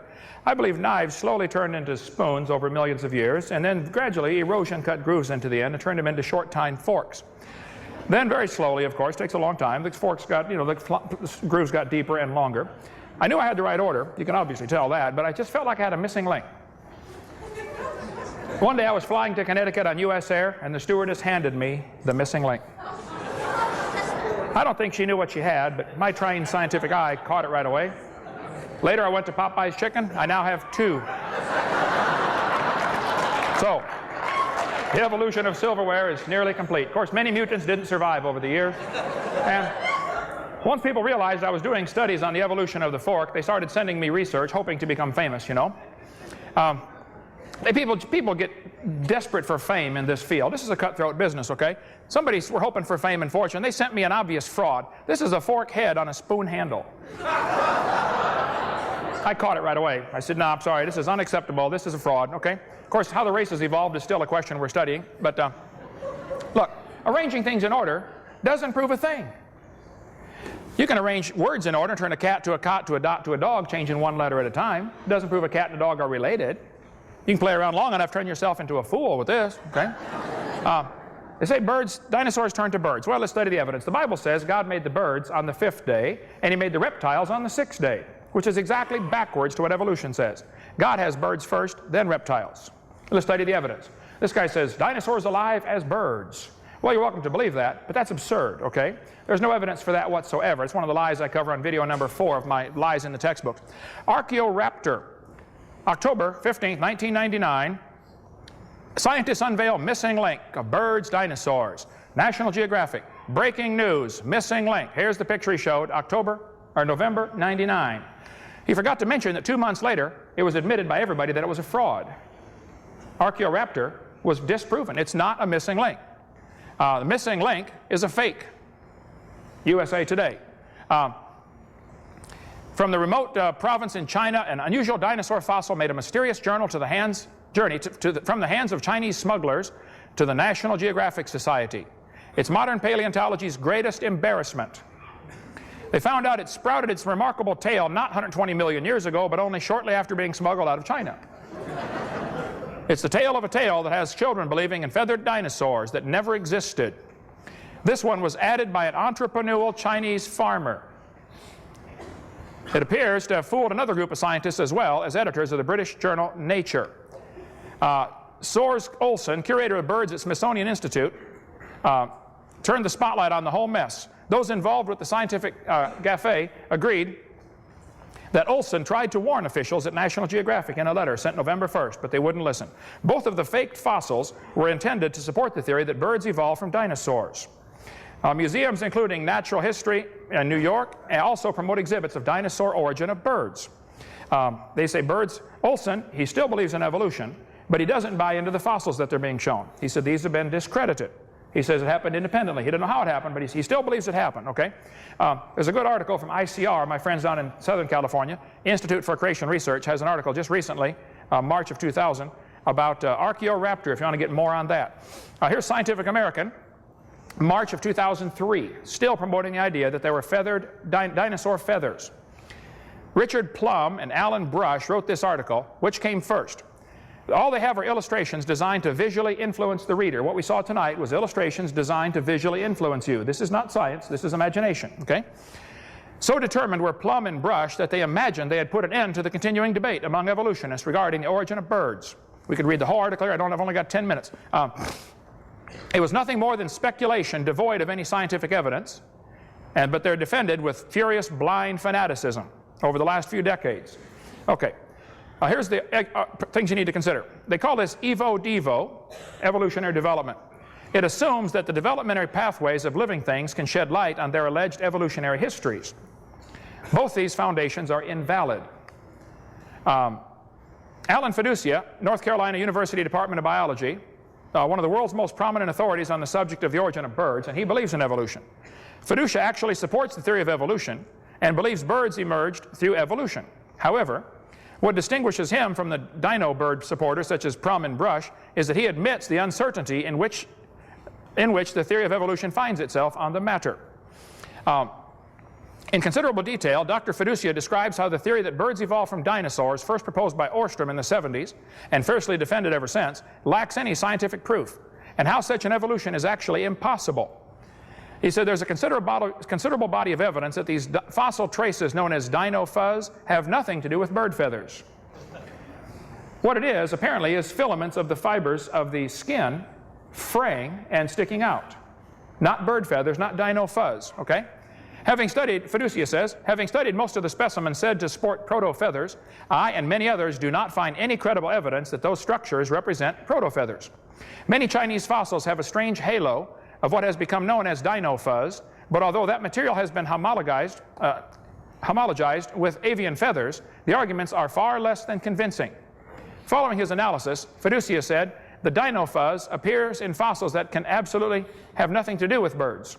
This dino fuzz is skin fibers, very closely resembling dino fuzz. They've been discovered in Jurassic ichthyosaur.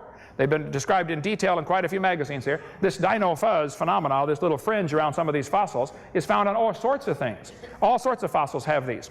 Fiducia recalls that similar structures have been found in the area of fossils in the past, but that the structures believed to belong to the fossils were later identified as inorganic matter. One is reminded of the famous fern-like markings on the, what's the name of that, Solnhofen fossils, known as dendrites. Despite their plant-like outlines, these features are now known to be inorganic structures caused by a solution of manganese, from which the beds precipitated as oxides along cracks or bones in their fossils. I have a huge collection of these in my museum. It looks just like ferns. Somebody sent me a bunch of them. And all it is, it's between the layers of the rock, it's this stuff soaking in, making a pattern of as capillary action draws it in between the cracks of the rock. That's what's happening that they're calling dino feathers. This has been proven wrong about 3 years ago. It's not correct, okay? Let's see. Well, I've got plenty of material on this on my website. The theropods that he mentioned here. One must also explain why all theropods and other dinosaurs discovered in other deposits where integument is preserved exhibit no dino fuzz. Why do the theropods from China have this dino fuzz, but other theropods found all around the world don't have it? They have intact skin. So the dino fuzz from the China ones is not dino fuzz. It's not proto-feathers. It's just simply a phenomena of how they fossilize, okay? This was proven wrong, and this was proven in 1999, okay? Fiducia explained some of the creatures put forward as feathered dinosaurs are extinct reptiles with dino fuzz, and others are real birds. There are clearly two different phenomena in the early Cretaceous deposits. We can talk all day on this one, but 2 minutes, okay. So when they tell you birds descended from dinosaurs, I would say the evidence is mostly disproven. What is disproven is certainly open to other interpretations. So kids, before you buy into this idea that dinosaurs turned to birds, I think you ought to really consider this from all perspectives and don't get swallowed up by this stuff. Scientists are always telling me, they'll say, well, the latest research says, I say, wait, I don't want to hear about your latest research. Your theory's been around for 120 years. What evidence do you have that has stood the test of time? They're always relying on the latest research. Well, it hasn't stood the test of time yet because it's always proven wrong later, okay? It's not dino fuzz. Somewhere along the line, that bird's going to have half wing, half feather. Now, he can't walk and he can't fly yet. What good is it, okay? Archaeopteryx is not a missing link. I'll stand by my guns. They're still teaching Archaeopteryx. It's a bird. And he mentioned tonight that it's Archaeopteryx is an avian dinosaur. Well, the experts that studied Archaeopteryx will tell you they disagree, okay? Archaeopteryx is a bird. It's 100% bird. Now, it does have a shallow breastbone. So does the Hoatzin. Archaeopteryx has claws on its wings. 12 birds today have claws on their wings, okay? It's not proof of anything. The Hoatzin has them, the ibis has them, the swan has them. 12 birds have claws on their wings. So what? It's not proof it's a missing link. They say Archaeopteryx had teeth in his beak. Well, very few birds have teeth. There's a hummingbird that has teeth from down near Ecuador. But very few birds have teeth. What does that prove? Some reptiles have teeth, some don't. Some mammals have teeth, some don't. Some of you have teeth, some don't, okay? Doesn't prove a thing, okay? Only 6 Archaeopteryx have been found. Only 1 has ever been sectioned or analyzed. And I think the experts will tell you it's not an avian dinosaur, it's a bird. God designed the birds, God designed the reptiles, God designed the mammals, and God did a wonderful job. Quit trying to mix them up. Thank you.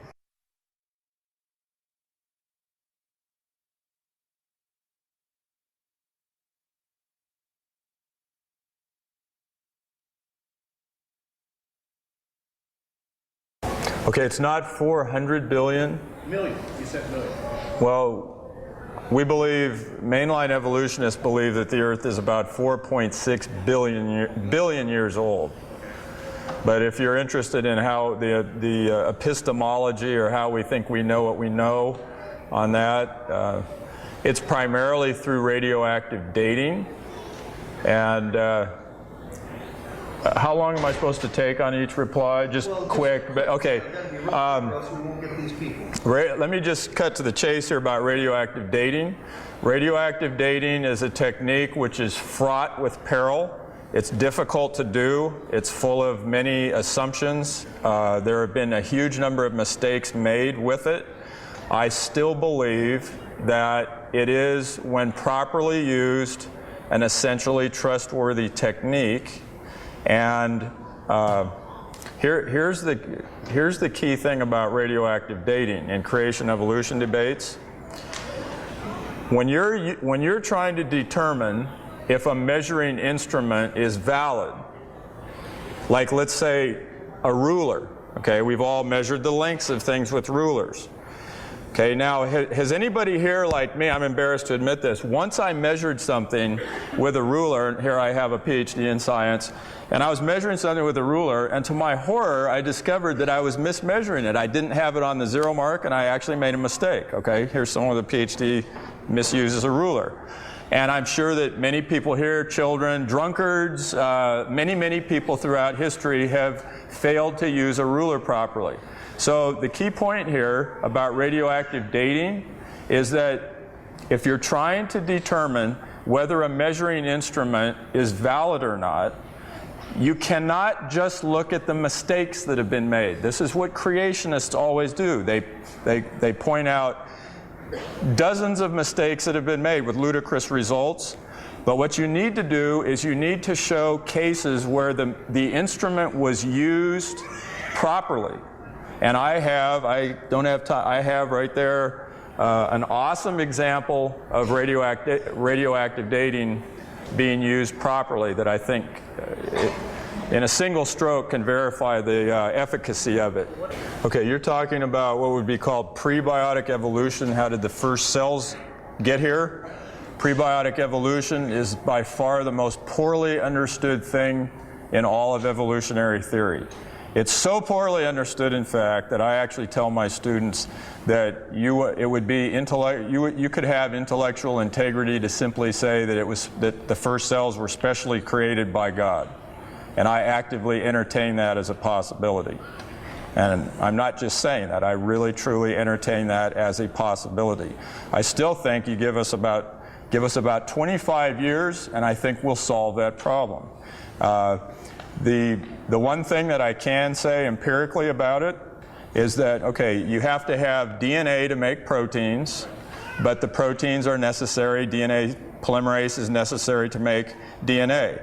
So you need something that can both carry genetic information and act as an enzyme. And we have discovered such a thing. It's RNA, ribonucleic acid. RNA has been shown over and over in about 4 or 5 major cases to be able to function as an enzyme. For example, in the ribosome, the huge assembly that synthesizes proteins, it's been proven that the active site in that assembly, the part where amino acids are actually being placed into proteins, the active site is RNA. The closest protein is 18 angstroms away, which is light years away in biochemistry. So it by no means comes close to solving the entire problem, but RNA is a huge step toward solving this chicken and egg problem, because RNA can do both. Yeah, I would say they're very far from a solution in spite of enormous federal tax dollars spent to try to solve this problem, because it's unsolvable. The fact of the matter is they're just so complex. I think you could point out that most of the books in the library around here are based on the same 26 letters of the alphabet. So if I go through a book by Shakespeare and a book by somebody else and find out, Shakespeare uses the letter E, 18% of the time, and some other author uses the letter E 18% of the time. Does that prove a similarity? Well, yeah, that proves that's how often you use the letter E. Does that prove the books are related? No. I think all of the research being done on proteins of different creatures showing the similarities is evidence for common designer. And I resent that the textbooks in your town and most towns only present the kids with one view. They show the kids the evidence, the similarities of DNA, and say, see, this is proof of a common ancestor. No. That's too complex. It doesn't change. It's proof of a common designer, that's all. The RNA, DNA, chicken and egg problem is a very serious problem. And even if they could imagine a scenario how it could happen, again, you're back to imagination, not science. One student said to me, he said, what are you going to say if scientists make life in the laboratory?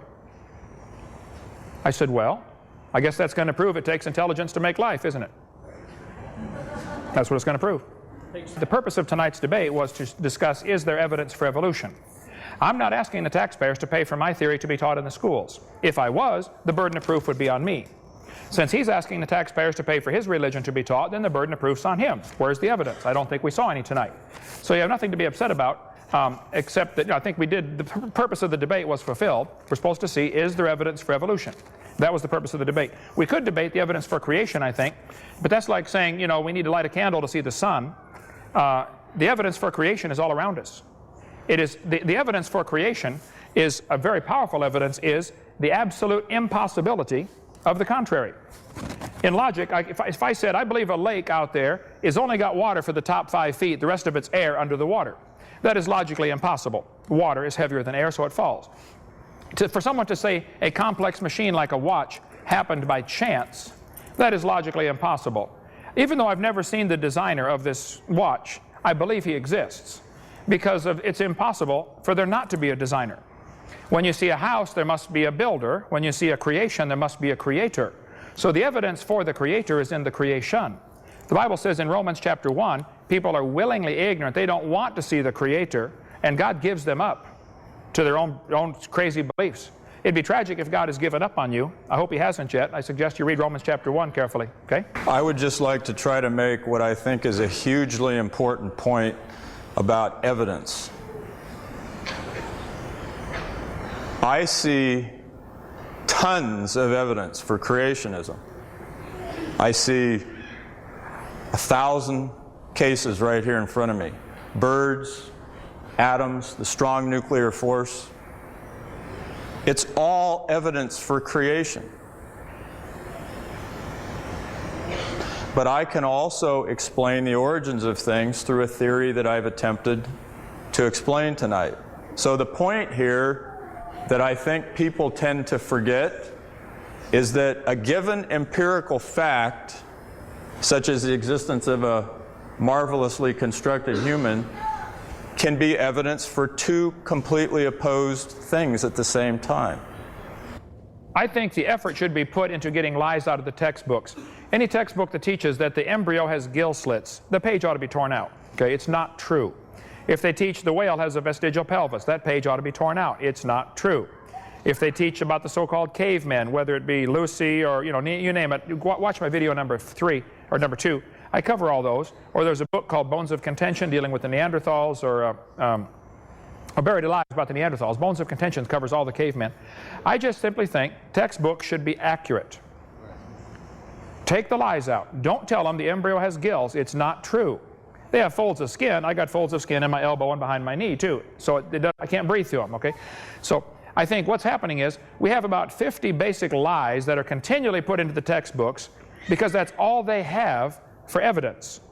It's true there are lobe-finned fish. It's not true that we know they evolved to something else. It's not true.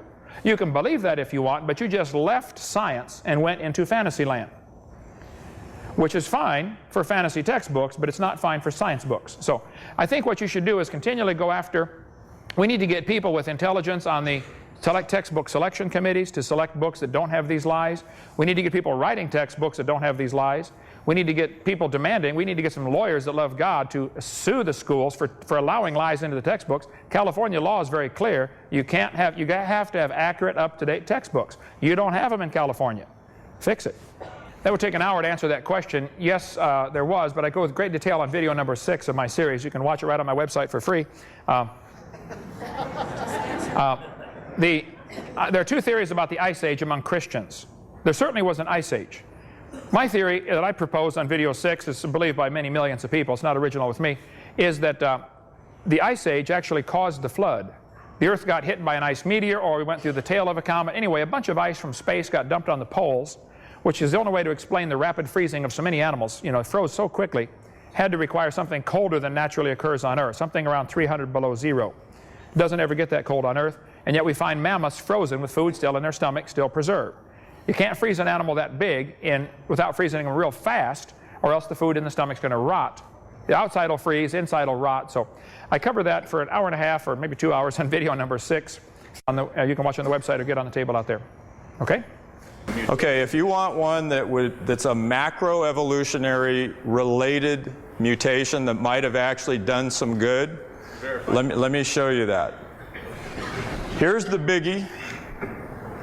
If we evolved from ape-like creatures, it's believed that about 2 million years ago, a creature that was already walking on 2 legs, that was already bipedal, the brain grew explosively big, very, very fast. So we now have a brain that is 3 times bigger than a chimp. Okay? The question is, how could that have happened through mutations to DNA? All right?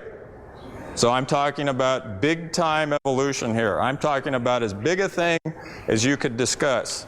How did our brains get here?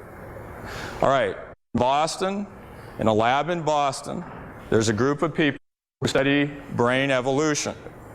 And they asked the question, can we take a mammal? Now you can't do these experiments in humans. It's illegal. You'll be thrown in jail. So we have to do them in other mammals.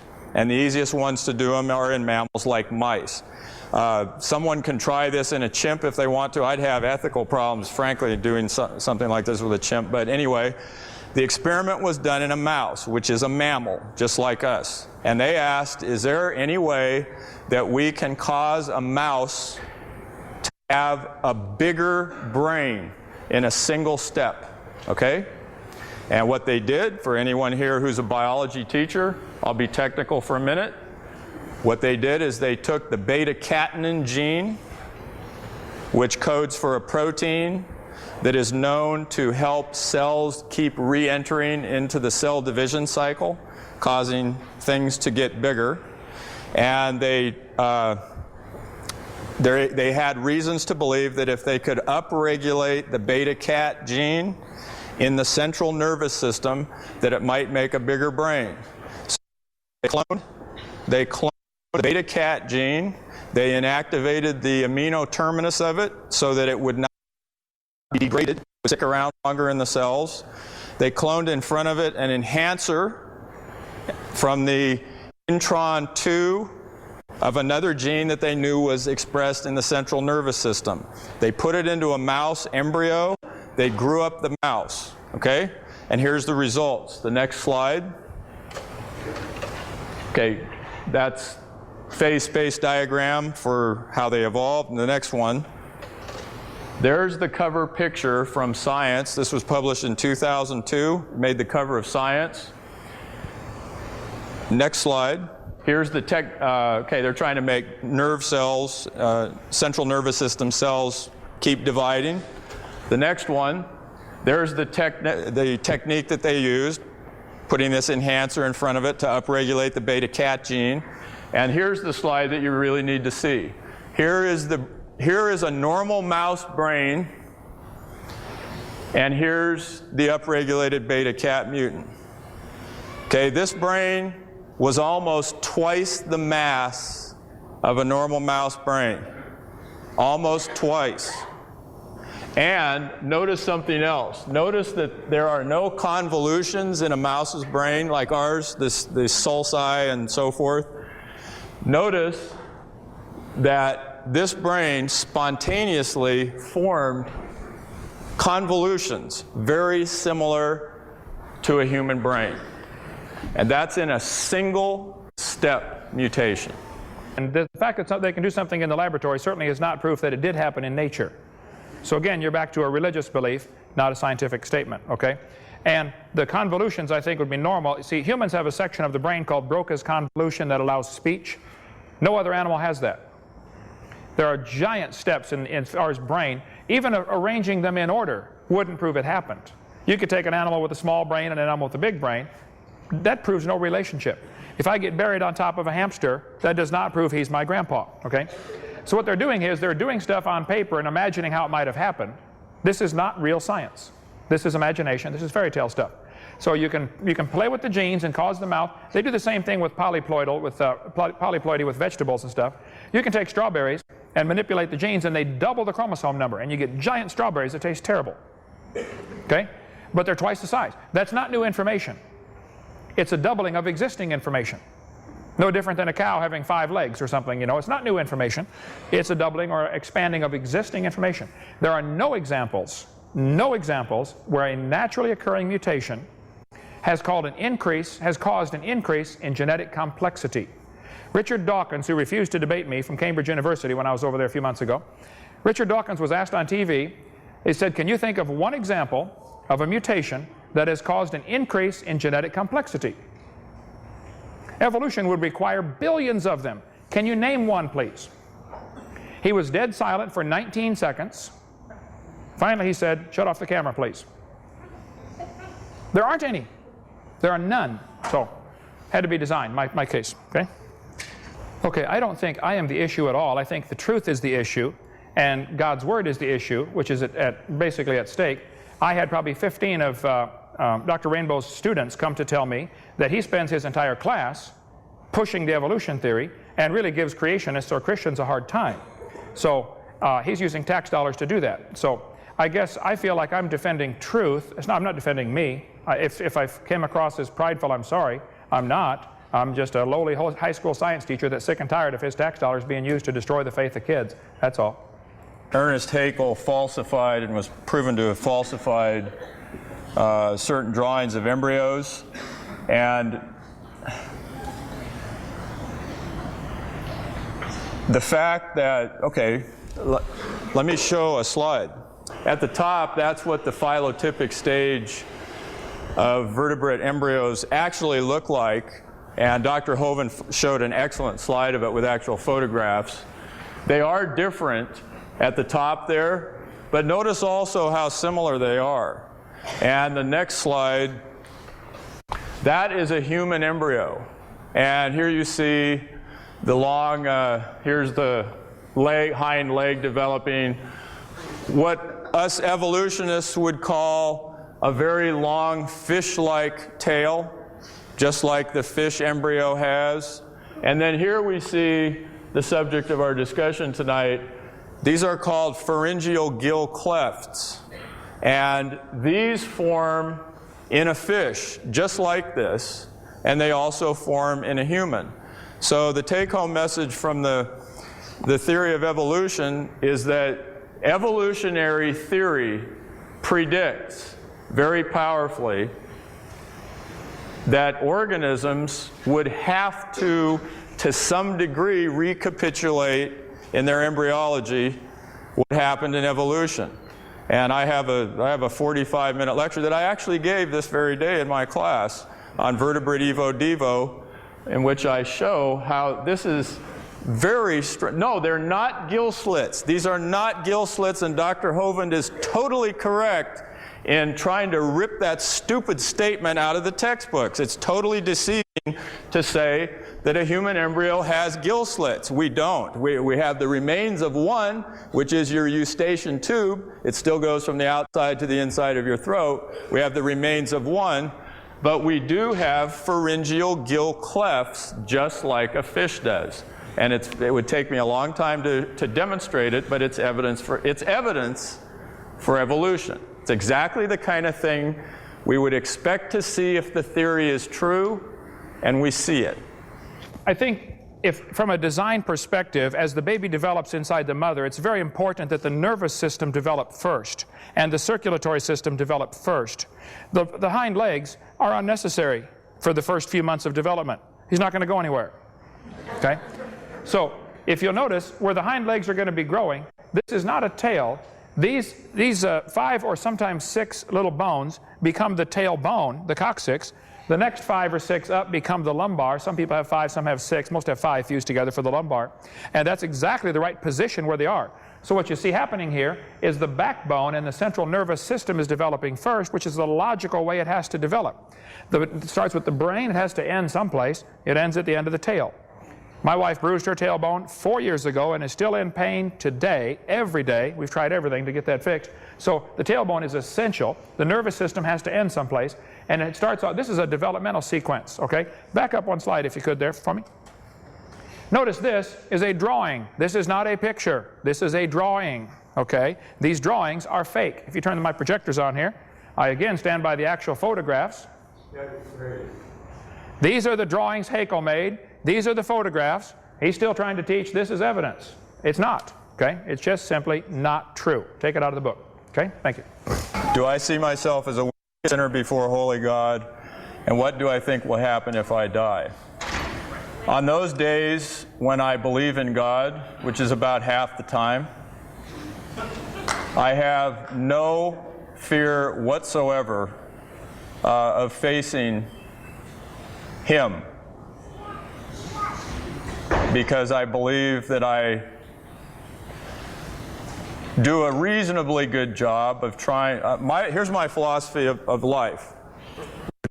My kids.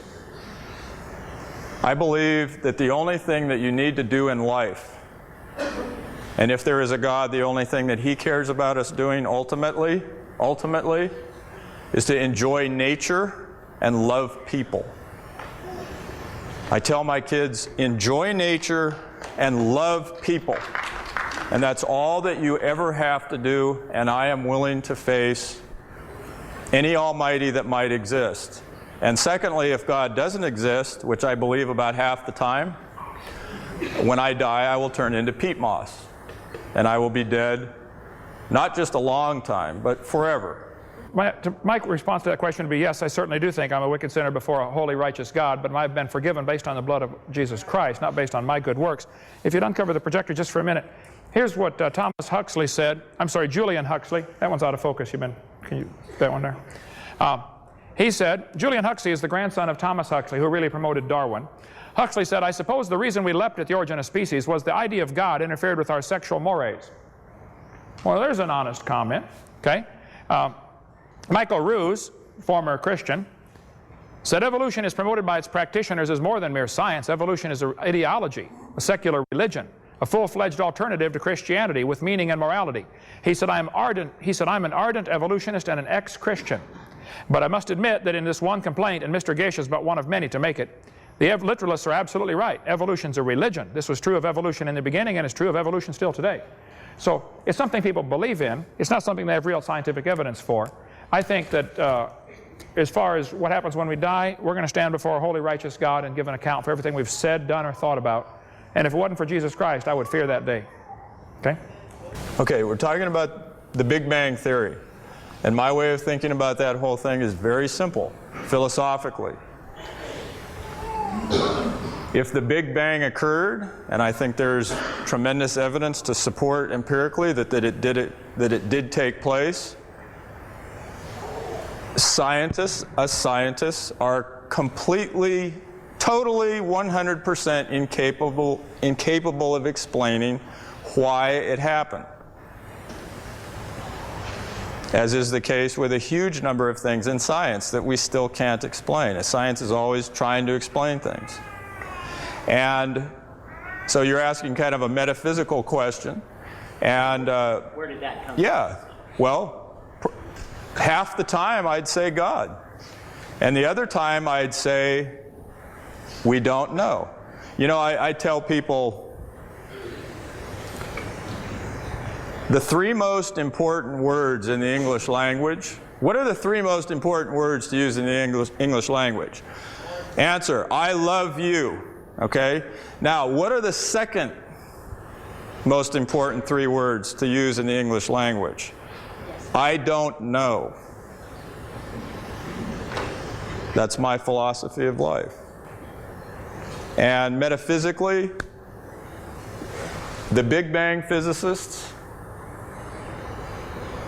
and the theologians are in metaphysically exactly the same boat, because they both have to explain either how something was always here, either a universe or a God, or they have to explain how something came into being ex nihilo, out of nothing. Both philosophies share exactly the same problem. I can show you what the textbooks teach. This is Discover magazine last year. Where did everything come from?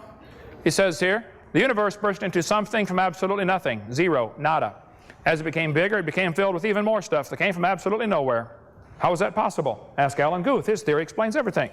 Well, Alan Guth said in Scientific American, he said, the observable universe could have evolved from an infinitesimal region. That's a dot. He said it's then tempting to go one step further and speculate that the entire universe evolved from literally nothing. That's what they teach. Now, I tell them, you're welcome to believe that. I don't care what you believe. But that's not science. And it shouldn't be taught in the textbooks at taxpayer expense. Okay?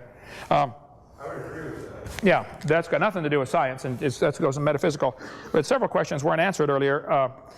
And I do appreciate Dr. Rainbow coming tonight. I've been turned down over 3,000 times for debates. Professors simply won't debate it.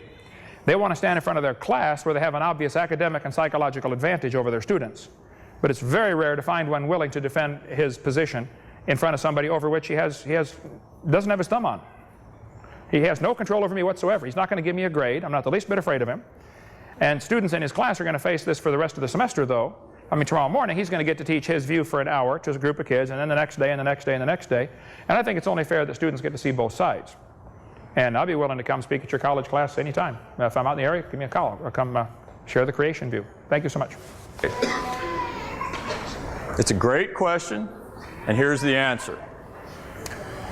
I want you to all think about what you would have to do to see macroevolution taking place today. Us evolutionists are completely confident. We're 100% sure as he is that Christ died for his sins. We're sure that evolution is taking place constantly all over the earth. Why don't we see it? Think about this. If you wanted to observe macroevolution, if you wanted to see a pretty big change taking place from one species to another, where on earth would you go to have the highest probability of seeing it? And the answer is a rainforest. You saw the picture of the Costa Rican rainforest with me in there? You'd want to go to a rainforest. And the reason why is because tropical rainforests contain arthropods, insects. Okay, there's millions of them. It's not impossible, there may be 30 million species of insects on this planet. Most of them haven't been discovered yet, okay? And we know that insects are a veritable playground for evolution.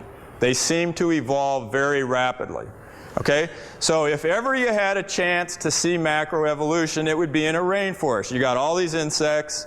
Insects evolve rapidly. That's the place to go. You with me? Okay, now, so there I was in a Costa Rican rainforest, and looking for macroevolution, quote unquote, and sure enough, I didn't find it. Why? Well, you remember the pictures of the butterflies? There you saw some pictures of butterflies. If I go down there and I discover a brand new butterfly, totally radically new butterfly that no one's ever seen before, okay? What do I do? What do I do epistemologically? Is that a brand new butterfly that just evolved yesterday? It may be.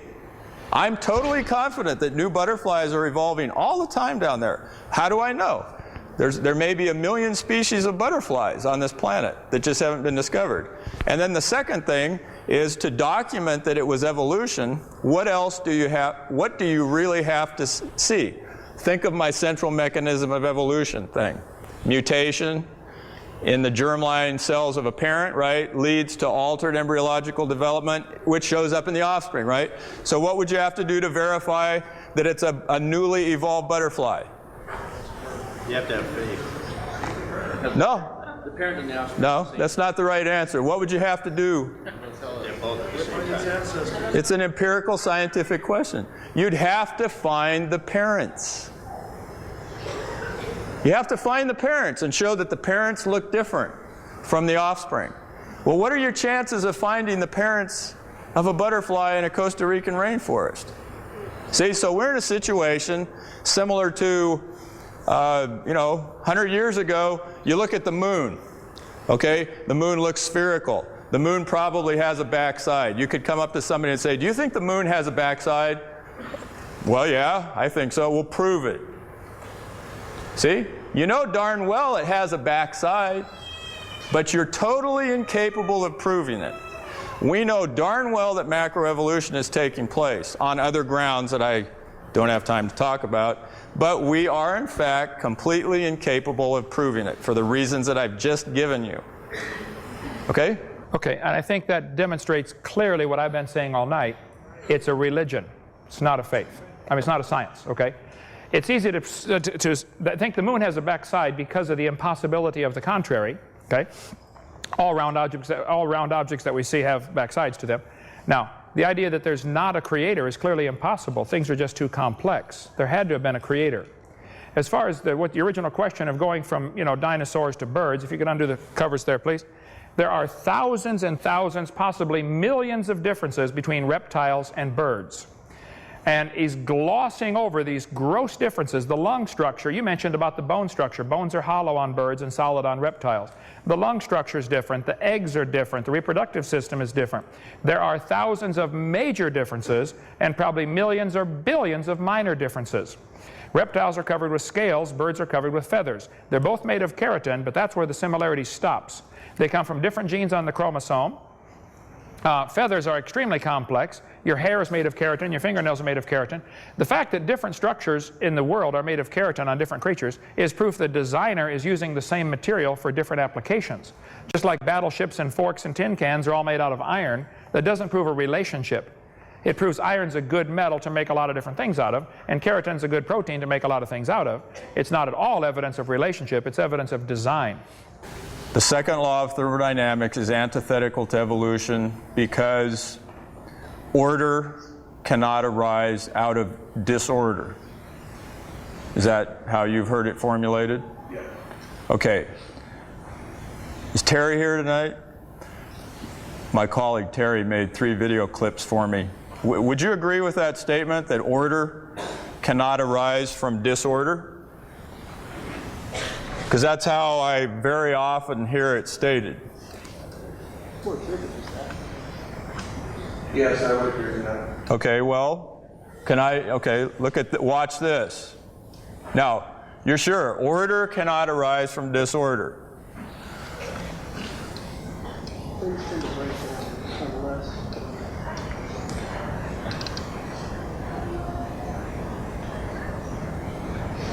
Oh, good heavens. Okay, watch this. What just happened? A few milligrams of highly disordered, what we would call high entropy state water molecules, vibrating, rotating, translating through space, went from a highly disordered state, a high entropy state, to a much more ordered state. Here's another one.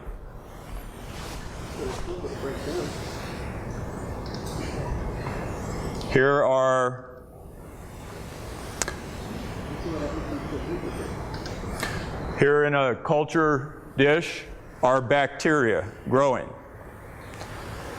Untold trillions of highly disordered glucose molecules and lipids and so forth in a chaotic state are turning into a highly ordered state. And the last one, and I don't mind doing this because I know that Dr. Hovind will love to respond to these pictures. Okay?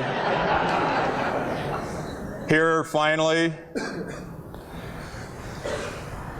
is a narcissus plant. What's happening there?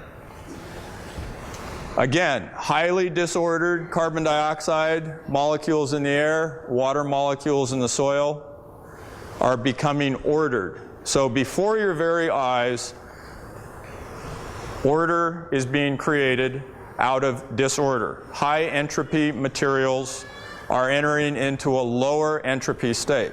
So one thing is certain, the usually heard statement that order cannot arise from disorder is complete poppycock, and creationists need to stop using that.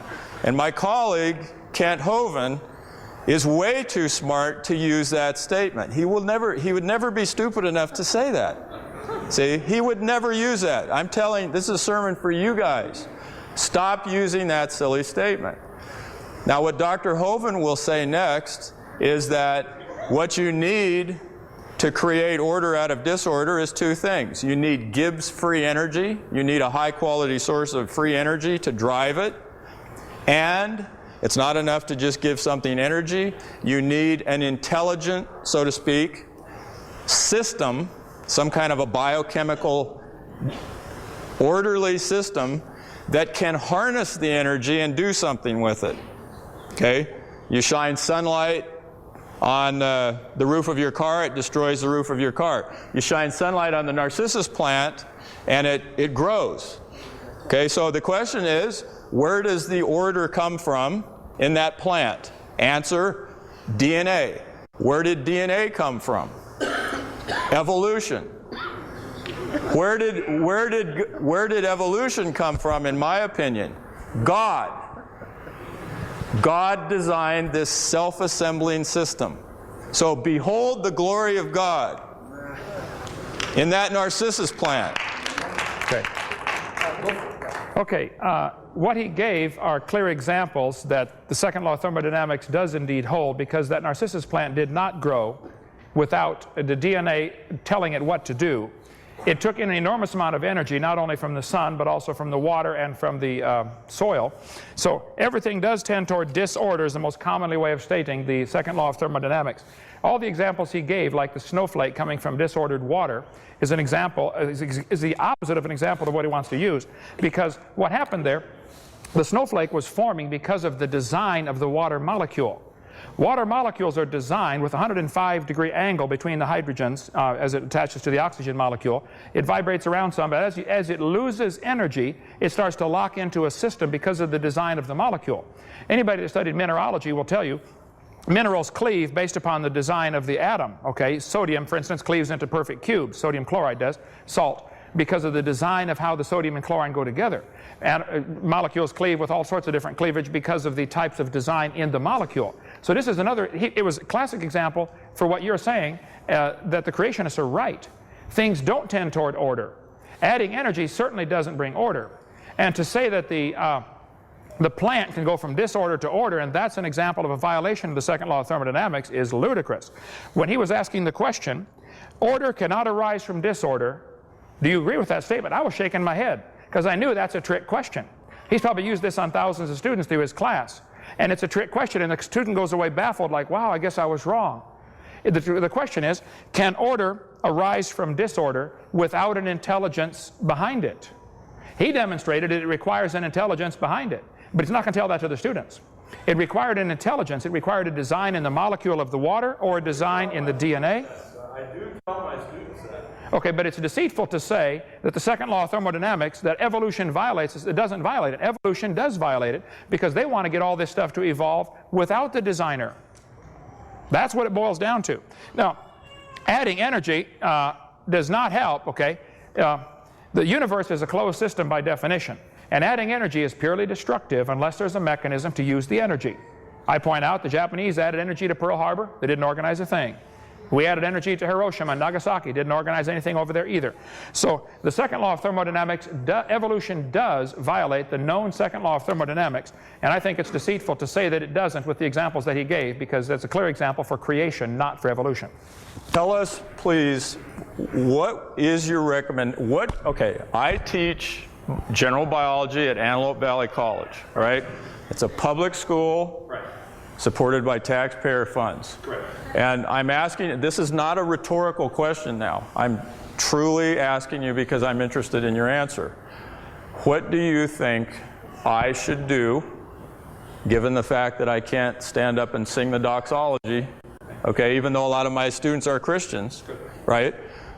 What do you think I should teach scientifically about how living things got here? Okay. You mentioned fossils are rare. That is not correct. Fossils are abundant. There are trillions of fossils. Transitional fossils are rare. I think they're totally non-existent. There are many major evolutionists like Stephen Gould and Niles Eldredge who would disagree with you. They would say there are no transitional forms. That proves evolution happened quickly. So the problem is not that fossils are rare. The problem is that fossils that support your theory are rare. Okay. Then you also mentioned give us time. Okay. It's been 140 years. What you're saying is we don't have the evidence yet. I think most people would agree with that. There isn't the evidence. There are giant gaps in the record. So until you get the proof, stop teaching it like science. It's not science. Now, you should tell. Now, I'm answering your question. Okay, you're telling me what I shouldn't teach. I'll tell you what you should. What I should teach. You should teach the kids we observe animals producing the same kind of animals. We don't know how they got to this planet. But I'm telling you, the textbooks at Antelope Valley College do not teach evolution as a theory. They teach evolution as a fact.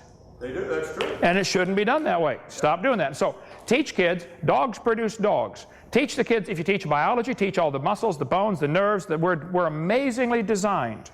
Stop telling them this is adapted to their environment. Start telling them it's probably designed for their environment. If the kid says, who's the designer? Say, I don't know. We're not here to talk about that. I don't know if it's Allah or Buddha or Jehovah or a mysterious process we don't know yet. All I know is it looks like it's designed. So are you saying that I can't try to say anything at all about the origin of living things? I mean, one of science's greatest quests, whether it be astronomy, where did stars and galaxies come from? Geology.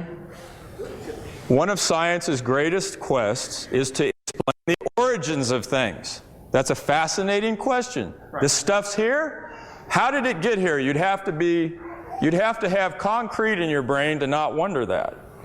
Okay, and that's so. One of the greatest goals of science is to explain the origins of things. So what do I say positively about origins? I would say that would raise several major questions. I don't think science can handle the subject of origins. It's not part of science. We observe dogs producing dogs. How the original dog get here is outside the realm of science. Don't discuss it. No matter what you say about origins, either side is going to upset somebody.